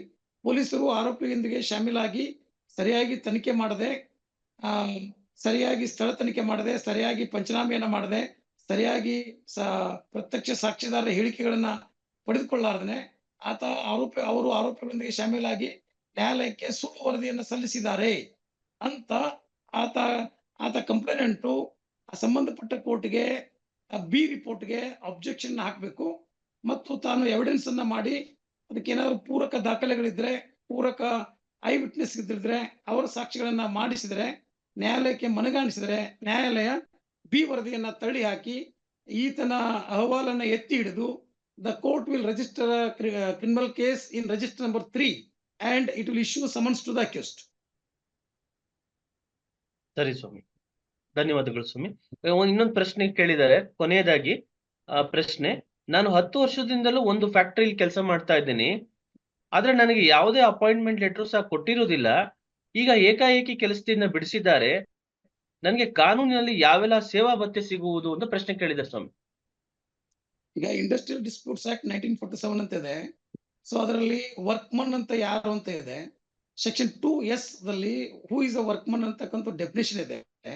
The workman is a person who is continuously served in a industry for more than 240 days if it is on the surface, and if it is in under the ground more than 190 days. So ಆತ ಭೂಮಿಯ ಮೇಲ್ಭಾಗದಲ್ಲಿ continuous ಆಗಿ 240 days ನಿರಂತರವಾಗಿ ಕೆಲಸ ಮಾಡಿದ್ದ ಅಂದ್ರೆ, ಇಲ್ಲವೇ ಭೂಮಿಯ ಒಳಗೆ 190 ಡೇಸ್ಗಿಂತ ಹೆಚ್ಚು ಕೆಲಸವನ್ನ ಮಾಡಿದ್ದ ಅಂದ್ರೆ ಆತ ವರ್ಕ್ಮನ್ ಅಂತಕ್ಕಂಥ ಪರಿವ್ಯಾಖ್ಯೆ ಒಳಗೆ ಬರ್ತಾನೆ. ಸೊ ಆತನ ಅಲ್ಲಿ ಮ್ಯಾನೇಜ್ಮೆಂಟು 40 ಡೇಸ್ ಕೆಳಗೆ ಅದಕ್ಕಿಂತ 1 ಡೇ ಮುಂಚೆ ಅವತ್ತನ್ನ ಬ್ರೇಕ್ ಮಾಡಬೇಕಾಗಿತ್ತು. ಬ್ರೇಕ್ ಮಾಡಿದ್ರೆ that is not a continuous service. Break ಮಾಡಿ ಮತ್ತೆ ಅವನಿಗೆ ಫ್ರೆಶ್ ಅಪಾಯಿಂಟ್ಮೆಂಟ್ ಕೊಡ್ಬೇಕಾಗಿತ್ತು. ಸೊ ಬಹುಶಃ ಈ ಕೇಸಲ್ಲಿ ಹೆಂಗ್ ಮಾಡಿಲ್ಲ ಅಂತ ನಾನು ತಿಳ್ಕೊಂಡಿದ್ದೀನಿ. ಸೊ ಬ್ರೇಕ್ ಮಾಡಿ ಕೊಟ್ಟಿದ್ರೆ ಅಂದ್ರೆ ಅವನು ಕಂಟಿನ್ಯೂಸ್ ಸರ್ವಿಸ್ ಆಗಲ್ಲ. ಬ್ರೇಕ್ ಮಾಡ್ಲಾರ್ದನೆ 240 ಡೇಸ್ ನಂತರ ಆತನನ್ನ ಕಂಟಿನ್ಯೂ ಮಾಡಿದ್ರೆ then he falls under the definition of workman. Then he can raise a dispute as a industrial dispute before the labour court ಅಥವಾ ಲೇಬರ್ ಕಮಿಷನರ್. ಸೊ ಆದ್ರಿಂದ ಆತನಿಗೆ ಈ ಇಂಡಸ್ಟ್ರಿಯಲ್ ಡಿಸ್ಪ್ಯೂಟ್ಸ್ ಆಕ್ಟ್ ಒಳಗೆ ಅದು ಒಂದು ಇಂಡಸ್ಟ್ರಿ ಡಿಸ್ಪ್ಯೂಟ್ ಆಗಿ ಆತನ ಒಬ್ಬ ಕಾರ್ಮಿಕ ಅಂತ ಪರಿಗಣಿಸಿ ಆತನಿಗೆ ಕಾರ್ಮಿಕ ಕಾನೂನಲ್ಲಿ ಏನೇನು ಸಿಗ್ಬೇಕಾಗಿದೆ ಆ ಎಲ್ಲ ಪರಿಹಾರಗಳು ಆತನಿಗೆ ಸಿಗ್ತವೆ. ಧನ್ಯವಾದಗಳು ಸ್ವಾಮಿ. ಪ್ರಶ್ನೆಗಳಿದ್ರೆ ಪ್ರಶ್ನೆ ಕೇಳಿ. ಕೊನೆಯ ಪ್ರಶ್ನೆ ಇದಾಗಿರ್ತದೆ. ಸಮಯ ಈಗ 9:30 ಆಗಿರ್ತದೆ, 9:32 ಆಗಿರ್ತದೆ. ಸೊ ಕೊನೆಯದಾಗಿ ಒಂದು ಪ್ರಶ್ನೆ ಏನಾದ್ರು ಇದ್ರೆ ದಯವಿಟ್ಟು ಪ್ರಶ್ನೆಯನ್ನ ಕೇಳಿ. ಇಲ್ಲ ಅಂತಂದ್ರೆ ನಾವು ಈ ಒಂದು ಕಾರ್ಯಕ್ರಮವನ್ನ ಇಲ್ಲಿಗೆ ಕೊನೆಗಾಣಿಸ್ತೀವಿ. ಪ್ರಶ್ನೆ ಇದೆಯಾ? ಮಾತಾಡಿ. ಕೈ ಹ್ಯಾಂಡ್ ರೈಸ್ ಮಾಡಿದ್ರಲ್ಲ, ರಿಯಲ್ ಮೀ ಟು. ಪ್ರಶ್ನೆ ಕೇಳಿ, ಪ್ರಶ್ನೆ ಕೇಳಿ. ಅನ್ಮ್ಯೂಟ್ ಮಾಡ್ಕೊಂಡು ಪ್ರಶ್ನೆ ಕೇಳಿ, ದಯವಿಟ್ಟು ಬೇಗ ಕೇಳಿ. ಅನ್ಮ್ಯೂಟ್ ಮಾಡ್ಕೋಬೇಕು. ರಿಯಲ್ ಮೀ ಟು.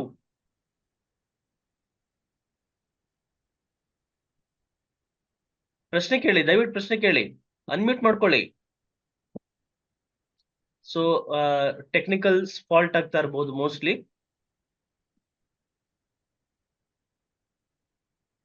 ಅನ್ಮ್ಯೂಟ್ ಅನ್ನ ಮಾಡ್ಕೊಳ್ಳಿ. ರಿಯಲ್ ಮೀ to.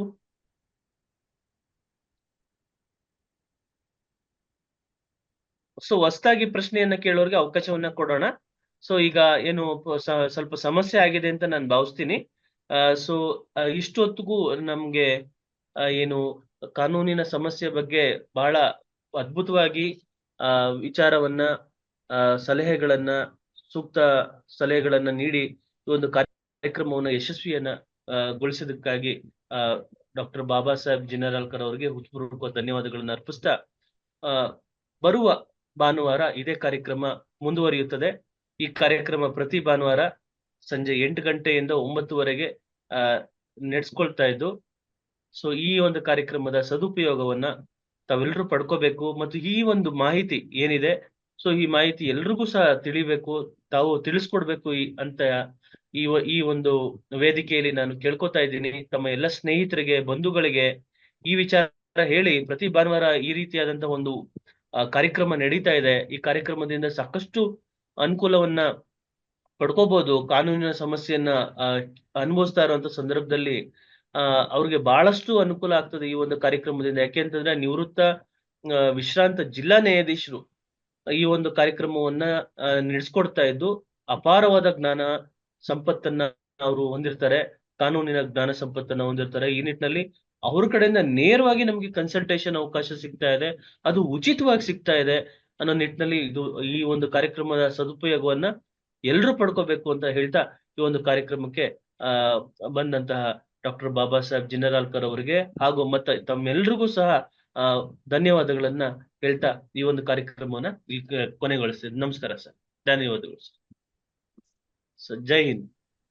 Thank you sir. Jai Hind sir, Jai Hind.